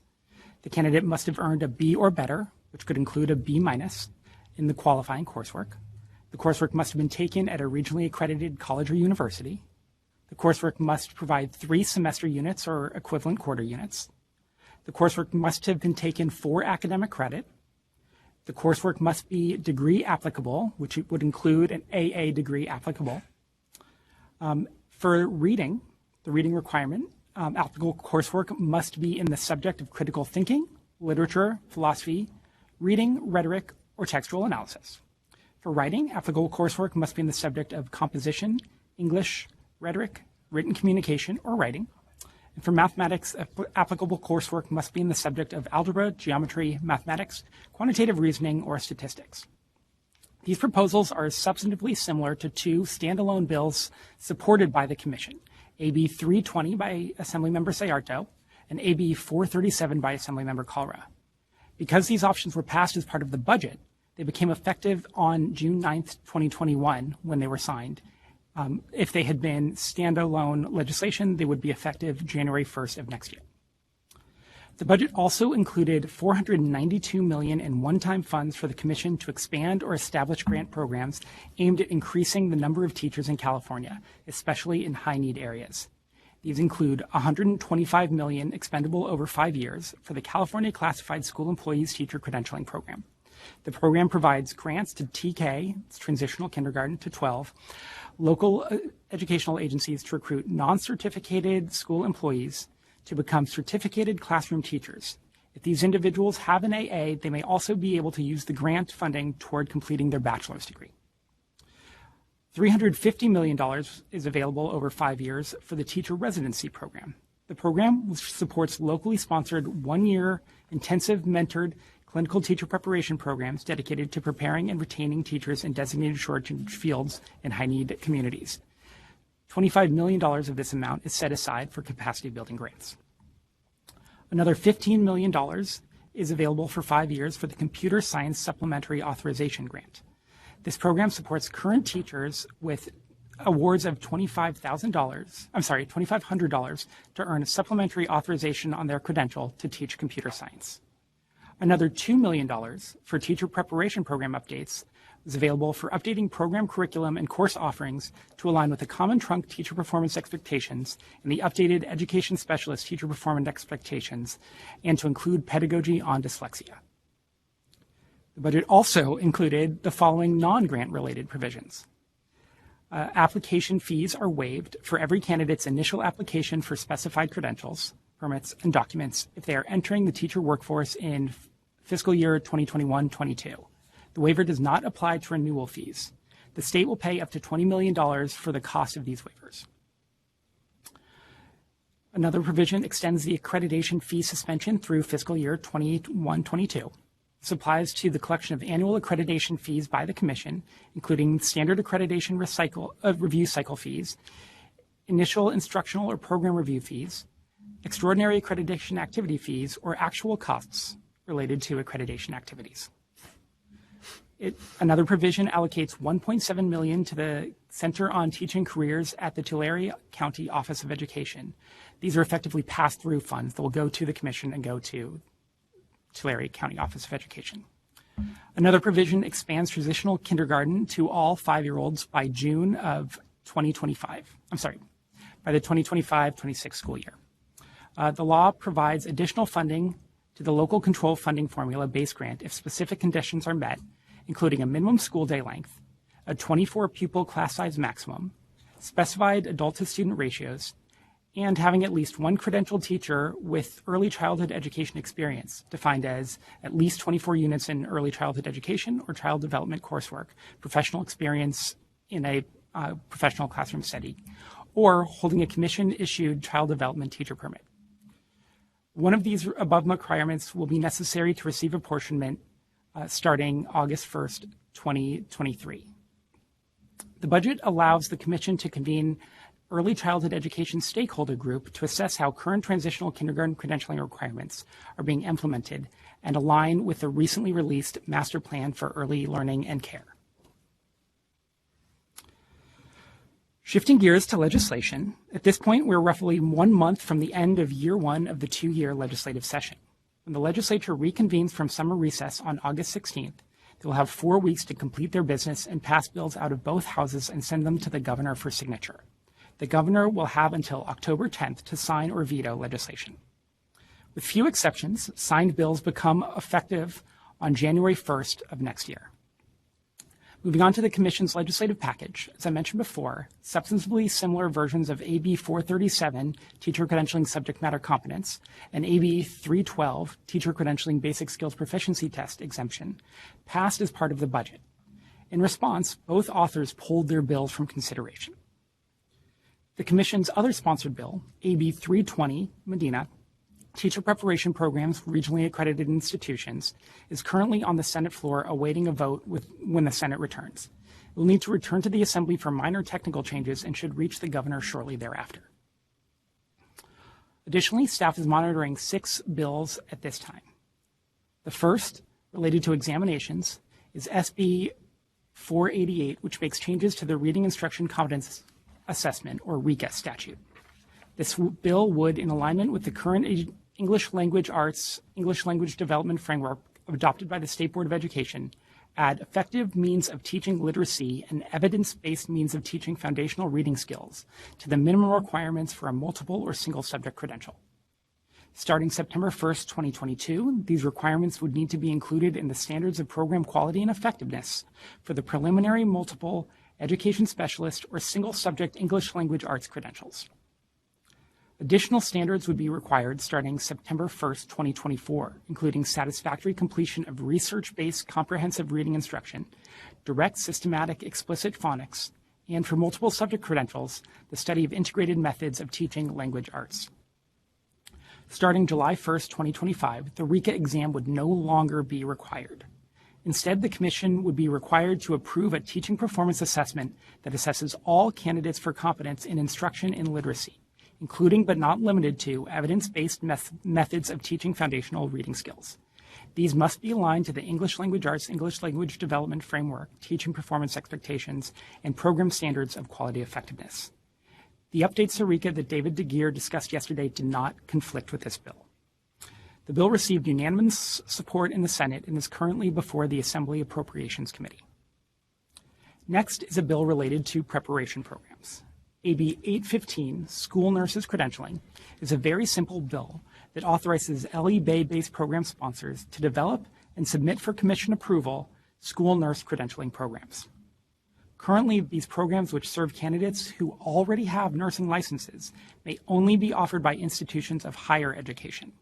To be approved, programs would go through the exact same review process and be held to the exact same standards as the IHE-based school nurse credential programs.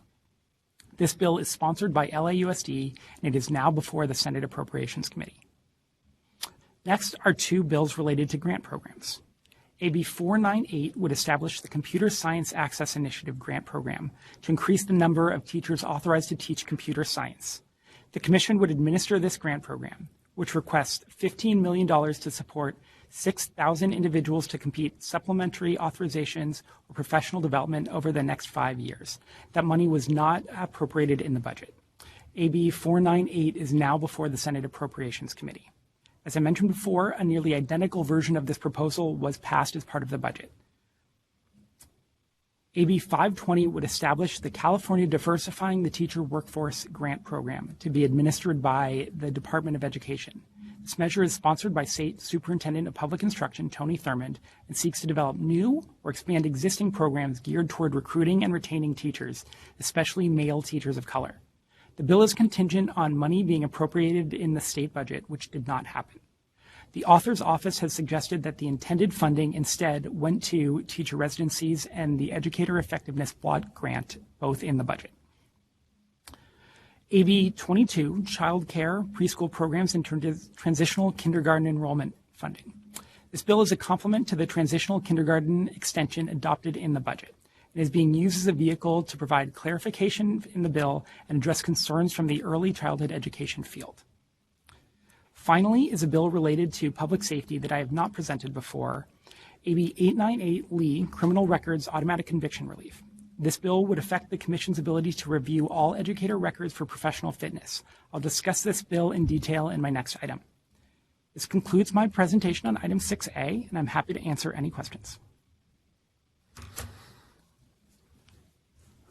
Thank you, Mr. Horowitz. We'll now open for public comment. If there are members of the public who wish to give a presentation, please notify the meeting moderator by clicking on the raise hand icon if participating through Zoom, or pressing *9 if participating by phone.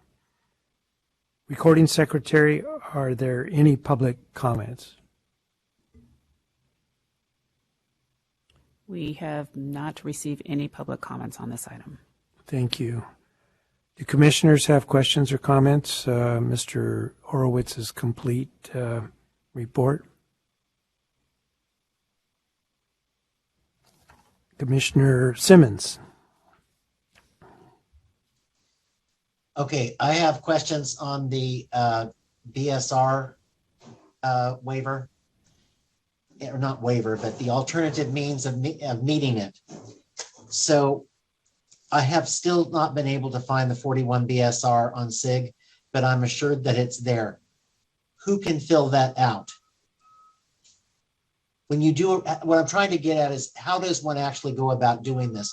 I know that if you have an approved program that you're allowed to evaluate the transcripts and basically identify that it's been made. So that would be like, for today, we had UC Merced. UC Merced has an approved program. They could read somebody's transcripts, send it to the commission, and they would accept that. How about Las Virgenes Unified? They have an approved program. They're a school district. Would they be able to approve the coursework as having met the BSR requirement? And then if you are a school district that doesn't have an approved commission program, how do you go about getting your playground supervisors or whoever may have a bachelor's degree with the appropriate coursework? how do you get that coursework verified and get them a credential? Thank you, Commissioner Simmons. I'm going to defer to Erin Skubal, Director of Certification. Good morning. I knew you'd have some questions for me today, David, so I was ready. So first of all, we'll get you that 41 BSR form. I'm going to send you the link when we're done here.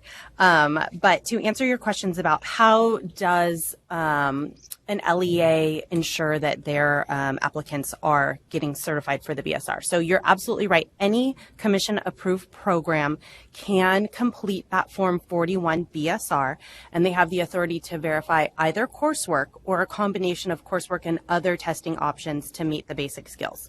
So that includes an LEA-based approved program, an induction program, and the form would need to be completed by the authorized submitter for that program. So that's how you're going to get that done if you have an approved program. You can partner with your county office if they have an approved program and you're an LEA that does not have an approved program. But if you don't have someone to partner with and you want to get a candidate or an applicant authorized for the basic skills requirement through coursework, what you do is you would submit your application with official transcripts to the commission for whatever document that candidate is needing to apply for. If they're attempting to enroll in a program, you'd want to first go through the program sponsor and see if they can do that assessment for you. But if they're just applying for a sub permit, they're applying for a provisional internship permit, short-term staff permit, the commission will do that evaluation for coursework for you. So you'll submit those transcripts. We will evaluate that coursework to identify if they've met the basic skills requirement. Of course, we always appreciate when our partners at LEAs do that kind of pre-evaluation just to ensure that they're submitting an application that they're fairly confident is going to be approved by the commission and that we will be able to clear that basic skills requirement. And I know many of our partners at counties and districts are familiar with doing coursework evaluations for PIPs and STIPs. So it'll be similar process. Do that pre-evaluation as the LEA and submit those official transcripts to us so that we can clear that individual for the basic skills through coursework. I do want to point out that right now the commission is unable to do that evaluation for the mix and match option. We did not get that authority in the legislation, but we are going to work towards a possible amendment to the legislation so that we do also have that authority to clear basic skills with the coursework and the testing options. So if you have, let's say you have Philosophy 101 and Philosophy 102, can that be used for reading and for writing? Probably. If you want to use one course, say you wanted to use Philosophy 101 for both reading and writing, we would need a letter from the English department chair verifying that it meets both the reading and writing content areas. So if you wanted to use, you can mix and match courses is what I'm trying to say. So you may not even need to use both those courses. Oh. And in terms of the official transcripts that have to go, so the LEA could stamp them and you would still accept them. Okay. Yep. Yep. Very helpful. Thank you. You're welcome. Commissioner Martinez. Hi, my question is more about kind of the capacity of the commission to manage and support some of these grants. So happy to see the 20 million credential relief. But, early on when you went through all the different grant programs that would be administered by CTC and then some would be supported by CTC, I was just wondering the impact this would have on the capacity of CTC with this really great news that has come with all these ways to diversify our educator workforce and ensure we have high quality educators for all our kids. Thank you, Commissioner Martinez. That's a great question and something we've been very concerned with ourselves. Unfortunately, the dollars coming in are considered Prop 98 dollars, meaning that they're not eligible to be used for anything other than LEA-based programs. So we can't use any of the grant funds for staffing or outreach, communications, any other purpose than for the grant itself.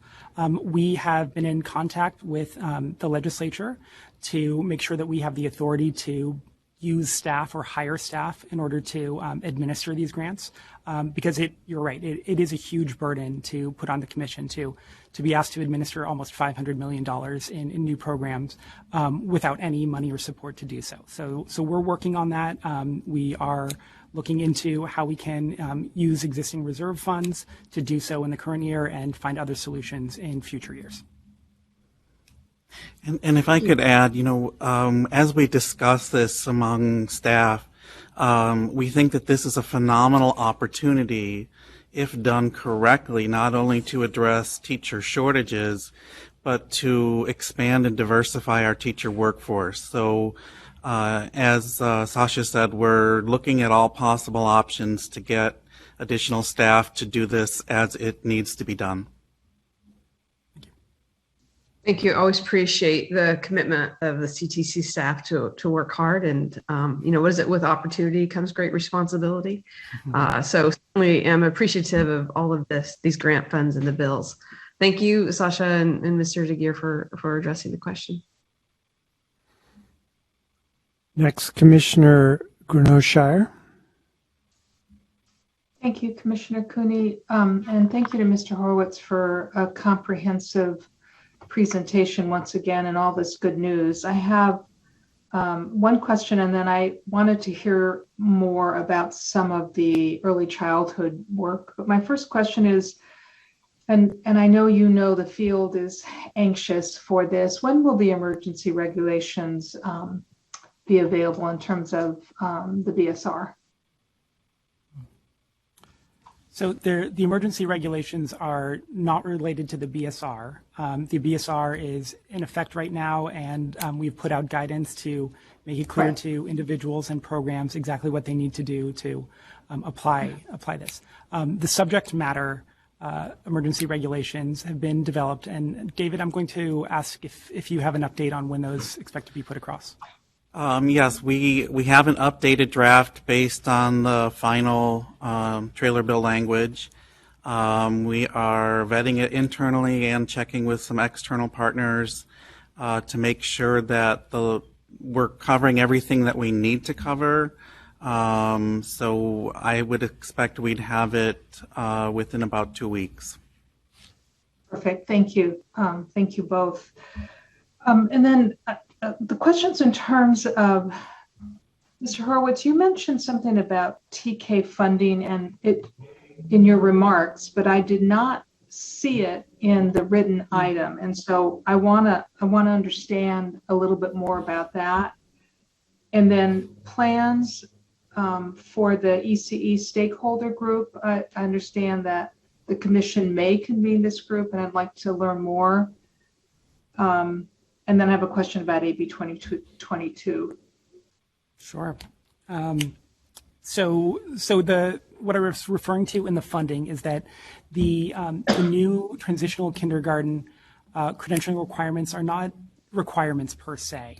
They're written in a conditional language, meaning that if the local education agency would like to receive apportionment in order to basically receive funding for running the classroom, then they'll need to meet those listed requirements. So it's just legislative juggling, basically. So it's not a formal requirement. It's a contingent on funding requirement.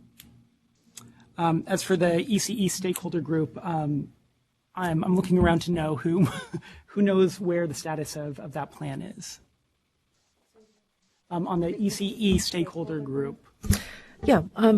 Good morning, commissioners. We mentioned this yesterday during our long conversation and update on the early childhood work that we've been doing.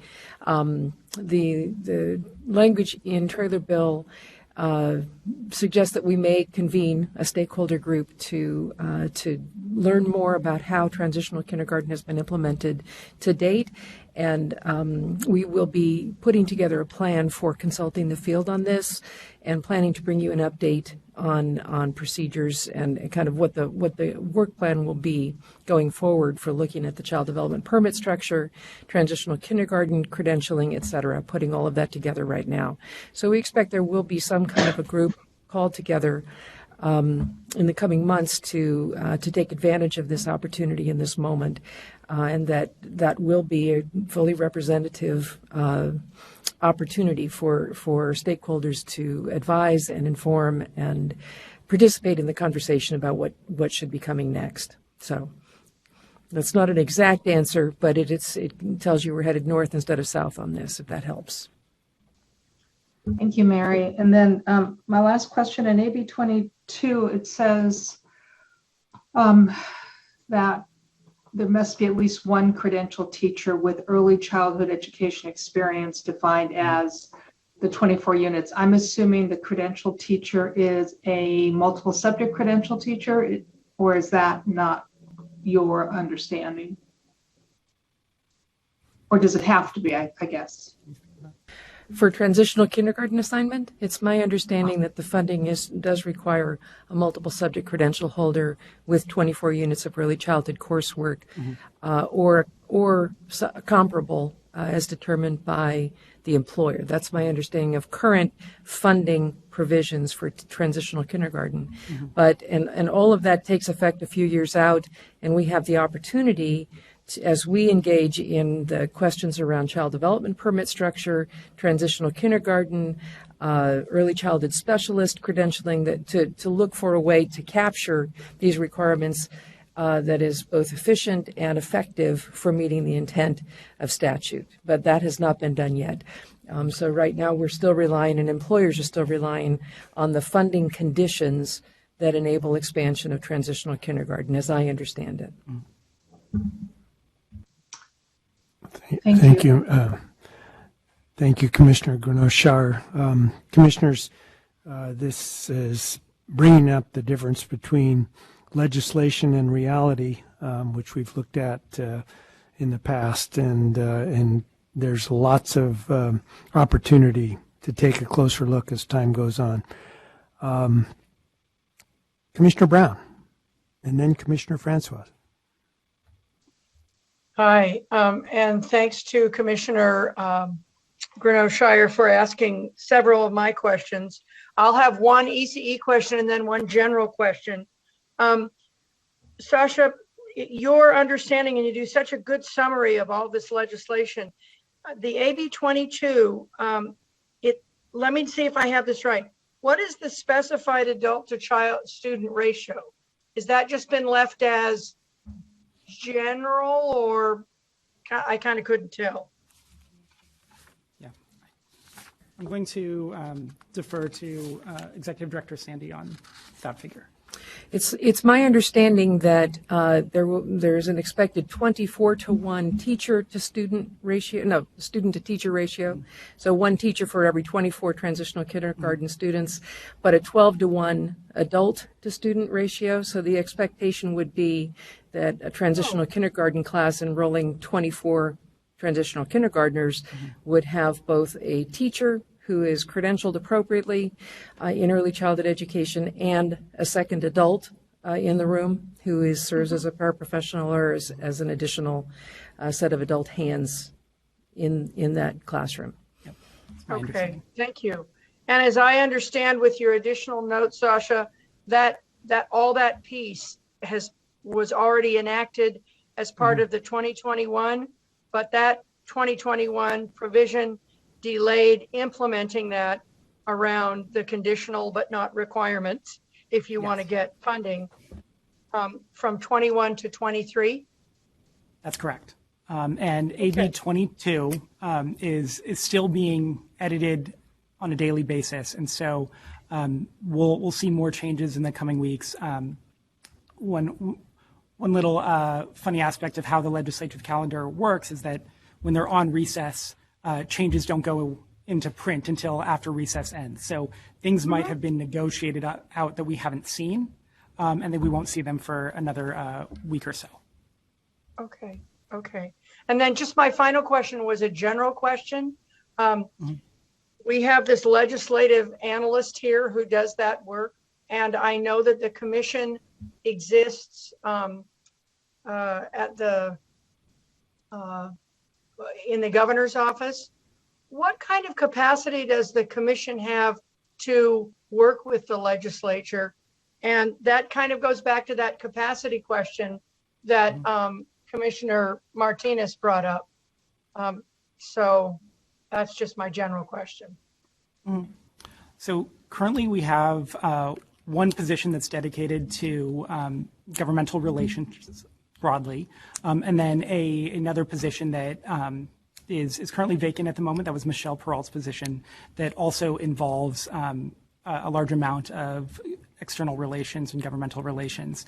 We also rely on our fiscal and business services division to work with us when we're in relations with the Department of Finance and other fiscal matters before the legislature or the administration. So all told, it's one full-time staff and partial time of 2 other staff people. And are both those positions staffed at the moment or not? We are still looking to fill the administrative services director position since Michelle Peralt left us recently. And yes, the fiscal and business services manager position is full. Okay, thank you so much for the information. Okay. Thanks for all these good questions. Commissioner Francois. Thank you.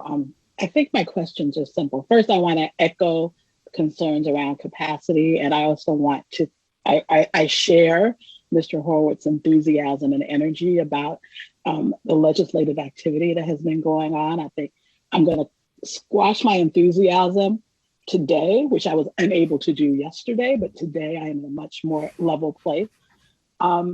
So my 2 questions are, one is more kind of in the weeds. I know for the BSR, there is, each of the courses have to be 3 semester units or the equivalent quarter units. And I know the conversion is about, from semester to quarter, is about 4.5 units. So I think could be problematic for some of the candidates who come from universities that are on the quarter system, my own included.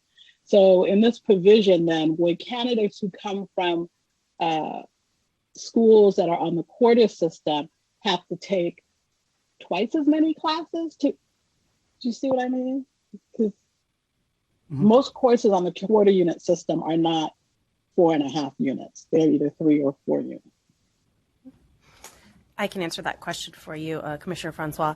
Yes, at this time, the way the legislation was written, it would have to be 4.5 quarter units to be the direct equivalent.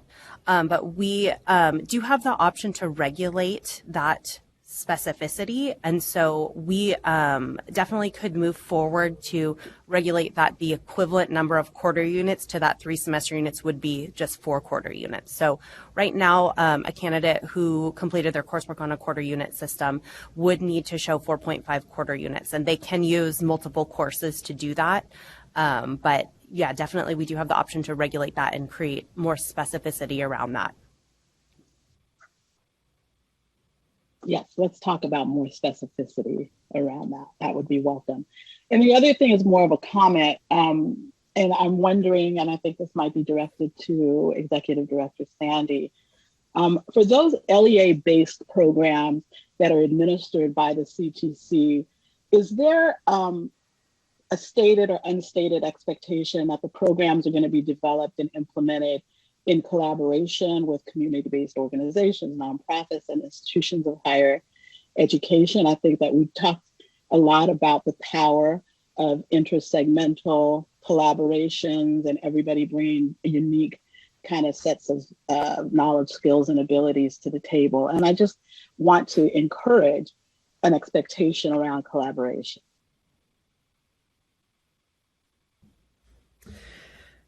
I'm wondering if I should defer to Cheryl Hickey on that, or David, in terms of as an accreditation question. Cheryl, do you? Certainly. I think that you're absolutely right. Collaboration has been a priority for the commission. It is embedded in the standards. So we look at it, we look for good, strong partnerships when we go out for accreditation site visits. We look at the partnership between institutions, either in their feeder schools, their placement sites, those kinds of things, as well as if you're an LEA based, how are you talking to your institutions of higher education, your regional partners, all of those kinds of things. So that is a very high priority within the commission's standards already. You had mentioned, you asked about it within programs, so I wasn't sure if you were specifically talking about some of the grant programs or exactly, you might want to clarify that a little bit. Yeah, I'm specifically talking about the grant funded programs, but I think that your point around approved programs and that expectation within the standards around collaboration should, it would be good if those kinds of, the spirit of that were mirrored in how we administer grant funded programs. Certainly. So the residency grants do require LEAs to work with an approved preparation program, and $25 million of that, as I think Sasha went through, $25 million is available in capacity grants for LEAs to work with and build the partnerships with preparation programs, because for a residency program to work, it's more than just collaboration. It really needs to be a true partnership in which both the LEA and the preparation program are invested in it and are doing things differently. It really cannot just be an add-on or just a, have a preparation program sign on that they're participating. It needs a higher level of interaction. I'd like to add to that, if I may. I appreciate the question and the direction this is going. The $25 million in residency funding that we now have in our budget will enable, well, we've got $350 million for residencies, but $25 million of it for planning grants will support 100 planning grants in this state. We have around 80 educator preparation programs in this state that are eligible to be partners to LEAs in developing and hosting and sponsoring residency programs. I, for one, would like to see every single one of those institutions participate in this. We have the funding available to make this a strong part of our infrastructure for teacher preparation, and with every single institution of higher education that offers teacher preparation participating. And that would be a remarkable outcome for California to take and use this opportunity in that way. And I really appreciate also, Commissioner Francois, the question about the partnership nature of this. The higher education and LEA-based teacher preparation programs, your business is the preparation of teachers and the development of pathways that are responsive to conditions and funding, et cetera. These funds are Prop 98 funds, and they will go to local education agencies. And their business is more in the range of recruiting teachers, retaining teachers, inducting teachers. They need your partnership. They need your imagination and creativity and drive to envision their own future as partners in the development of residency programs and as a permanent fixture in the state of California. So collaboration, absolutely, but let's get out there and begin to really invite our LEA partners to look at how they can bring residencies on board, and with their higher ed partners showing that willing, able, innovative drive to get this done. And if I could add one more thing. I couldn't agree more. Thank you. As we're developing the RFP, we want to learn from the evaluations of the grant programs that have already been done.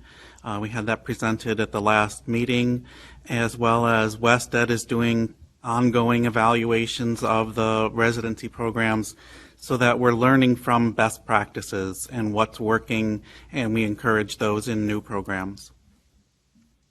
To be pushy or inquiry, and I know I'm jumping the line. Sorry, Corey. I'm sorry, too. Do these Commissioner teacher Brown, can you hold residencies on? have anything to do with ECE?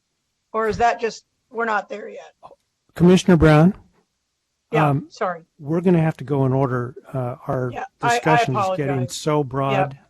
Just hold it for a couple of minutes here and we'll get back to you. Commissioner Jones.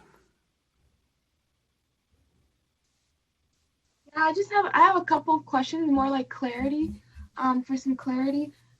For the timeline, I know that you said October 10th. That's when a potential signing of bills would happen. How far away from that date would we be notified that the bill has been passed, and how would we know, both for our institutions and also the students who are in the preparation programs? Well, the the signing deadline would be October 10th. That doesn't mean that the governor's office would wait until October 10th to sign any bill. Often they sign them in batches on related subjects. Those are all publicly announced on the governor's website. There is also a legislative website that is the official public record of legislative status. We usually refer to that as LegInfo. And so that information is all publicly available as soon as it's official. Also, whenever there's a bill that is relevant to the commission's work, we do what we can to inform the public. So that could be releasing guidance, using social media to communicate it, updating our website, and making sure that anything that is relevant to the business and activities of the commission is noticed to those individuals. Awesome. And another question that I have is about the Assembly Bill 498 about the authorization of science and tech. On the bill, it says that the commission would the commission be leading those workshops or those courses, or who would be leading that? I just wanted more understanding in that. Sure. So this is an interesting bill. It is possible that this bill will not be moving forward because almost identical language was included in the state budget. So what that language says is that there is a $15 million grant program. The grants would be administered by the commission, and they would be awarded to local education agencies. The local education agencies would identify current teachers that they know are interested in earning a supplementary authorization in computer science. And then those individuals would receive up to $2,500 that can be used toward steps they need to take to complete their supplementary authorization wherever they take it. It wouldn't be, they wouldn't do it through the commission. The funding would only go through the commission. Okay. Okay, awesome. Thank you. Thank you, Commissioner Jones. Okay, we have still comments now. We're going again to Commissioner Grenache-Shire. With all due respect, I think Commissioner Simmons had his hand up before me, Commissioner Cooney. I thought I saw yours first, but Commissioner Simmons, Commissioner Grenache-Shire yields to you. I appreciate it. Okay, I apologize that we seem to be jumping back and forth across every single topic. It's like Jeopardy. But I'm going back to the BSR because Anna Marie's comment really struck a chord. I spent all last Saturday going through the transcripts of every one of our classified employees that have a bachelor's degree. And many of them went to universities that were on the quarter system. And consequently, Aaron, you may be getting some forms that were incorrectly filled out because I assumed 4 units was would count for 3. That will be a huge urgent effect on our ability to get substitute teachers. So I was wondering, what is the process for emergency regulations, and would the current situation allow for that? So the process for emergency regulations is just a sped up version of the standard process, with the exception of the need to identify the emergency that is causing the need for a sped up review of these regulations and a limited public comment period. So with the subject matter regulations that we are working on right now, we did use both the teacher shortage and the impact of COVID and the need for candidates to complete these additional requirements with CSET subject matter as our justification. Now, it has not been submitted to the Office of Administrative Law yet, so they do have to approve our justification and agree with our justification, but that is the reasoning that we are using. And so we could take a similar approach with any potential basic skills regulations. You, as a commission, have already approved the staff to move forward with language for the subject matter regulations that addresses the changes in the budget trailer bill. And so we would need similar approval. We would need to bring forward language in an action item for emergency regulations or standard regulations. And gain your approval to move that forward as well. So that is definitely something we can prepare for October for you all. Commissioner Grunow-Shire, back to you. And, this discussion has ranged from the general to the specific, and we have quite a bit of our agenda left to go. So I just mentioned that. But if you have a question that's burning, let's ask it. Commissioner Grunow-Shire. Thank you, Commissioner Cooney. I want to go back to the $25 million capacity grants. And I appreciate Commission staff describing the high level of interaction that's going to be necessary to develop these innovative residency programs. And I appreciate Executive Director Sandy's encouraging EPPs to get out there, and 100 planning grants sound really, really exciting. I'm worried that the funding, because it's Prop 98, cannot be provided to IHE faculty to do this work. And so Mary's heard me sing this song before. I just need to say it again, that if we're going to build these new residency programs, we need to think about how we braid existing district resources to support IHA faculty participating in the development and implementation of these programs. So that's all. Okay. Commissioner Brown, I cut you off before. Did you have something? And I deserved it. I was out of line. My enthusiasm went over, spilled over there. My question was about the teacher residency planning grant, and if those 80 educator prep programs might include any community college programs who provide those 24 units, et cetera, that TK teachers will need.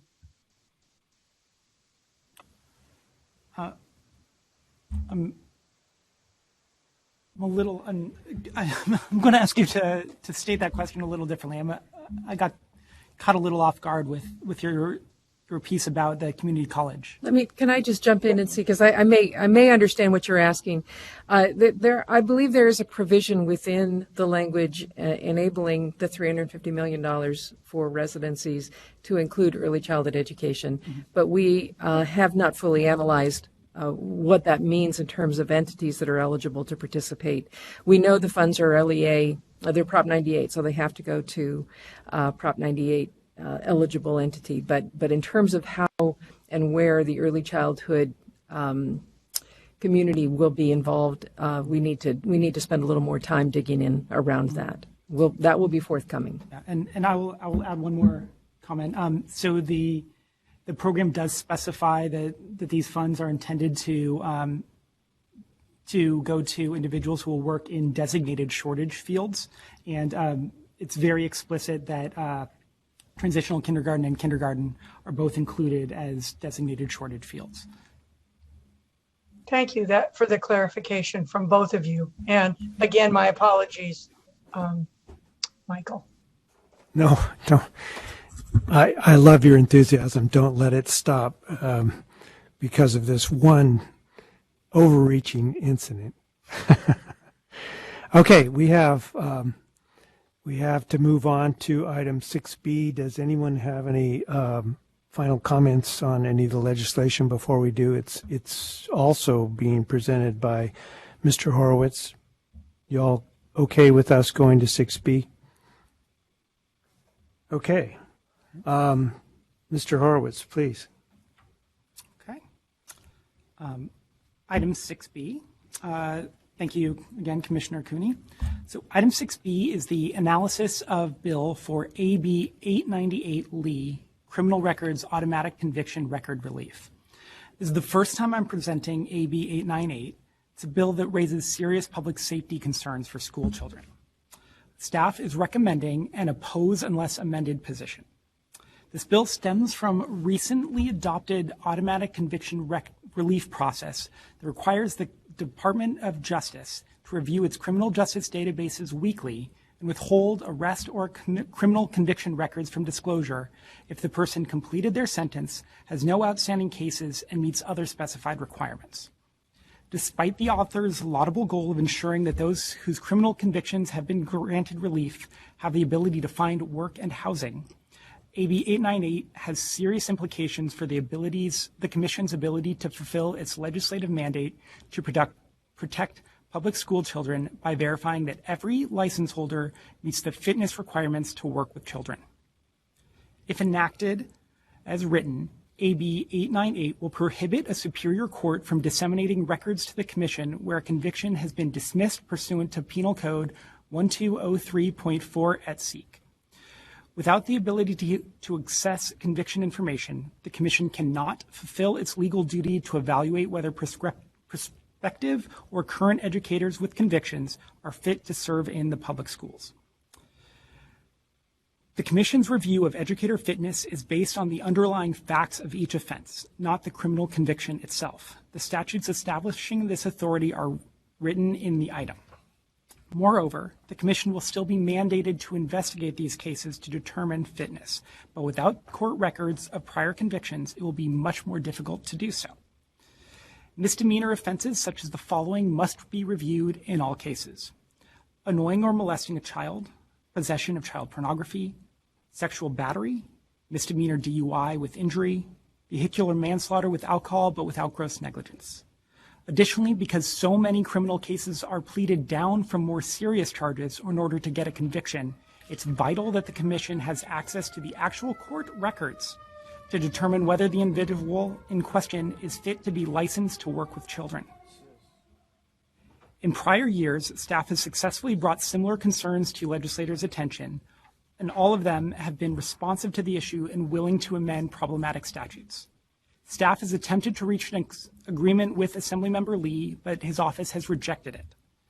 The amendments being requested would simply state that the Commission on Teacher Credentialing will not be prohibited from receiving the Superior Court records in situations where automatic conviction relief was granted. Without the requested amendments, the Commission will be prohibited from obtaining records from the Superior Court, records that are required to investigate all applicants or credential holders with convictions for their fitness for licensure.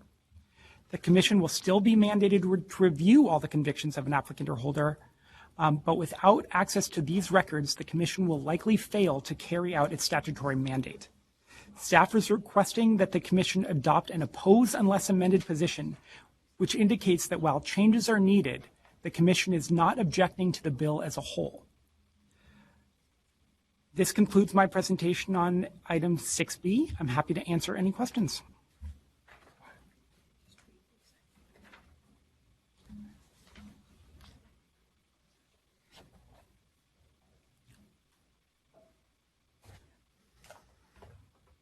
Okay.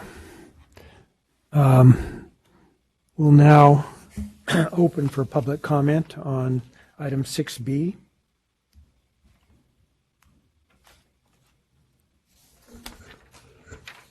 I have a script here. If there are members of the public that wish to give a presentation, please notify the meeting moderator by clicking on the raise hand icon if participating through Zoom or pressing *9 if participating by phone. Recording Secretary, are there any public comments for this We item? have no public comments on this item. Thank you. Okay, the public comment period for this item is now closed. Do commissioners have any questions or comments on this item? Let's see, I see Commissioner Hartwig. Yes, thank you. Thank you, Mr. Horowitz, for bringing this to our attention. This is clearly very important for the protective work that we do.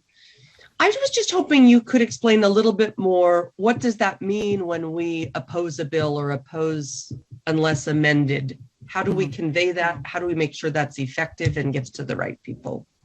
Sure. So the standard language of the legislature is that bills are either supported or opposed by external stakeholders or advocates. And in some cases, they would be support if amended or oppose if amended. So in those cases, it would mean that the stakeholder group is informing the author's office and other members of the legislature and other stakeholders that a change is needed in order to ensure that the stakeholder takes the stated position. So if we are saying we would support a bill if amended, we would specify what amendments we were looking for, and then it's a preemptive agreement to say that if the author takes those amendments, we would then come on in support of a measure. An oppose if amended is the mirror image of that. We are saying that we are opposed to the bill. However, we're not opposed to the bill as a whole. We're opposed to a certain provision or component of the bill. And if that is changed and the amendments are adopted, then we would remove our opposition. The way that is usually conveyed is through written comments and then public comments during specific committee hearings. So we would, if we move forward with the action to take an oppose if amended position, we will release a letter that will go to every member of the committee hearing the bill next. At this point, it's the Appropriations Committee, as well as the author's office. That information would be shared with other stakeholders who may share our exact concerns in order to encourage the author to consider what we are putting forward. If the bill continues to the floor, we would expand the outreach of that letter to every member who has a chance to vote on that measure, which would be every member of the House who is voting on it at that point.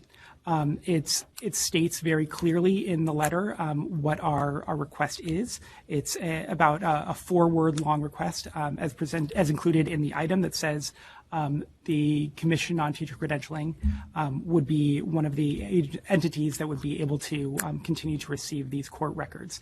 So it would be very narrowly tailored. We believe that it is a very fair and reasonable request of the author, and oftentimes when we have an issue like this, we're able to resolve these without taking a formal position and bringing it to your attention. And we very much appreciate our ability to be able to do that, and the author's offices that were responsive to this in past years. Thank you. Commissioner Heredia. Yes, Mr. Horowitz, is there an advantage? Is there any advantage of going in and saying we support if amended? If we support if amended, do you think that those you're working with would be more open to listening or to meeting with you as opposed if amended? I think that's a great question. In this case, I think you would take a support if amended position if you supported the entire purpose of the bill and it was related to the work of the commission. Since this work is actually related to public safety writ large and only has one little element that applies to the commission, that would explain why we've decided that an opposed unless amended position is more appropriate. In terms of which would be more effective, I think they're both equally effective in the right contexts. Okay, thank you. Commissioner Cardenas? Mr. Horowitz, if I heard you correctly, it sounds like you reached out to, is it Senator Lee's office or? Assembly member, but yes. Assemblymember Lee's office in regards to this bill, and to no avail, correct? No, they responded saying that they did not believe it was important enough to accept it as an amendment. We're continuing to work with them at the staff level, but at this point, we do not have an agreement that satisfies our concerns. Thank you for that. Okay, not seeing any additional comments from commissioners. This is an action item. Do I have a motion to accept staff's recommendation to accept AB 898, the recommendation with respect to 898? Commissioner Hartwig. Is that a motion? I move that we. Okay, we have a motion from Commissioner Hartwig, and we need a second. I have Commissioner Delatorre. Is that your motion? Yes, I second. Okay. Further discussion on the motion, anyone? We're ready to call for the vote then. Jose Cardenas, Aye. C. Michael Cooney, Aye. Michael Delatorre, Aye. Johanna Harwick, Aye. Susan Aradia, Aye. Terry Jackson, Aye. Monica Martinez, Aye. David Simmons. Aye. Motion carries. Okay, thank you. We have a few more items to go, and I know I said no further break, but on a personal basis, we're going to take a 5-minute break right now, so don't go far away.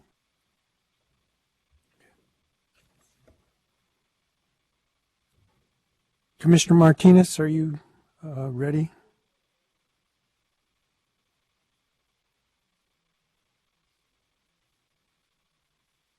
There's Commissioner Francois.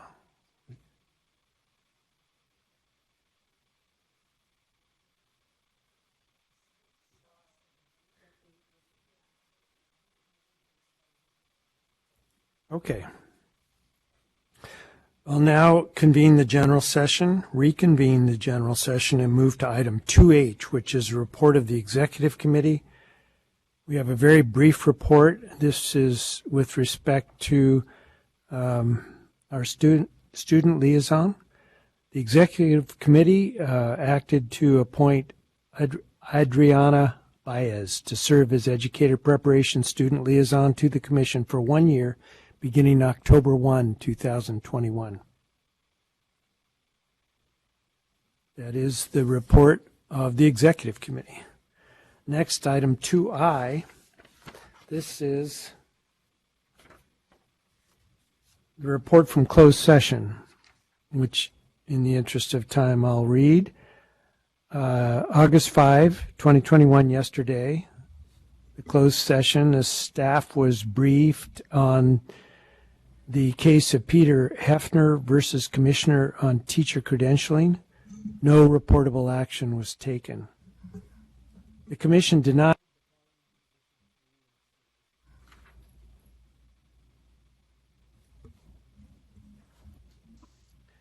Leonard Eisenberg, Brooke Pinka, Samuel Smith. The Commission rejected the proposed decision in the matter of Shauna Berlin and called for the transcript.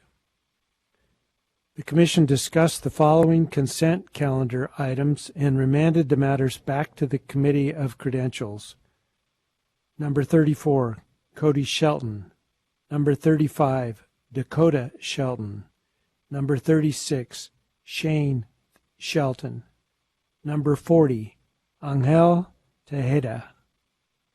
Commissioner Cardenas recused himself on the consent calendar item number 5, Michael Bender.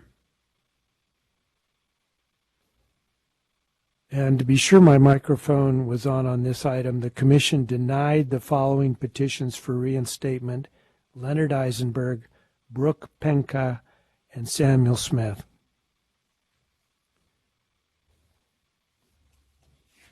Our final item is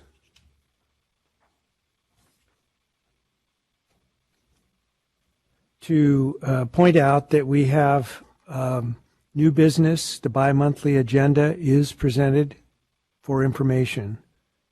Audience presentations are next. If there are members of the public that would like to give a presentation, please notify the meeting moderator by clicking on the raise hand icon if participating through Zoom, or pressing *9 if participating by phone. And we'll give everybody a second to notify our meeting moderator.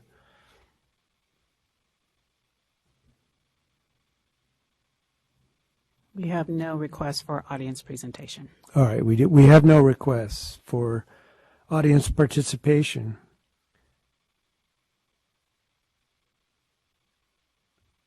Therefore, I now adjourn the August 2021 meeting of the Commission on Teacher Credentialing. Our next meeting is October 7-8, 2021. Thanks to everyone for your participation. We were a little bit of a slimmed down group in view of school starting early this year for many of our commissioners, so everybody worked a little bit harder, and it's certainly appreciated. And to staff, always here, always present. Did I leave something out? Oh, Corey, I see. Thank you, everybody. Corey, this is your last opportunity for public comment, so please feel free. Yes, I just wanted to say something before we go. I wrote something up, so I'm just going to read it. I just want to thank you all so much for this experience. Being the student liaison, it truly was an honor to serve you all. And it has been a huge eye-opener on how all the different facets of education truly connect. I have learned how policies work, how important perspective and listening is. And I'm happy to be passing on the baton to Adriana, because I know if you all chose her, then it's going to be great. Special shout out to Commissioner Brown, Simmons, and Marks for being on my interview panel. Haiju and Rhonda for all that you do and all that you have helped me with. And the commission staff for reaching back to me when I reached out. This role gave me confidence in my voice and a realization of how much I still need to learn and be exposed to. I wanted to share you all that I am a Fulbright finalist for the 2021-2022 year. And for those of you who don't know Fulbright, it's a grant program for folks to teach or do research abroad. And I was assigned to teach in Rwanda next year. I truly believe that my role as a liaison gave me the courage to apply myself, learn and serve with different populations. And commissioners and commission staff, you all are amazing individuals who are kind, intentional, and impactful. You all are the game changers, and you all inspire me to be more involved in policy and even to be a commissioner one day. Thank you all for this opportunity and for the work you all do and continue to do. If you need anything, just please stay in contact. I'm more than happy to work with you all in a different capacity. And that's all that I had to say, but much love to all of you. Corey, wonderful report. Thank you. Best of wishes to you in the future, and I hope you'll stay connected to the commission in some meaningful way, because you've been a wonderful contributor. Back to adjournment. Now I re-adjourn the Commission on Teacher Credentialing. Thank you all very much. Thank you, Michael. Thank you. Bye, y'all. Thank you, Bye, Michael. We'll miss you, Corey. Good luck, Corey. Thank you. Good Bye, luck, everyone. Corey. Good luck, Corey. We won't tell Tina how efficient Bye, everyone. you were, Take Michael. care. Bye-bye. I thank you. Okay. Bye. Bye.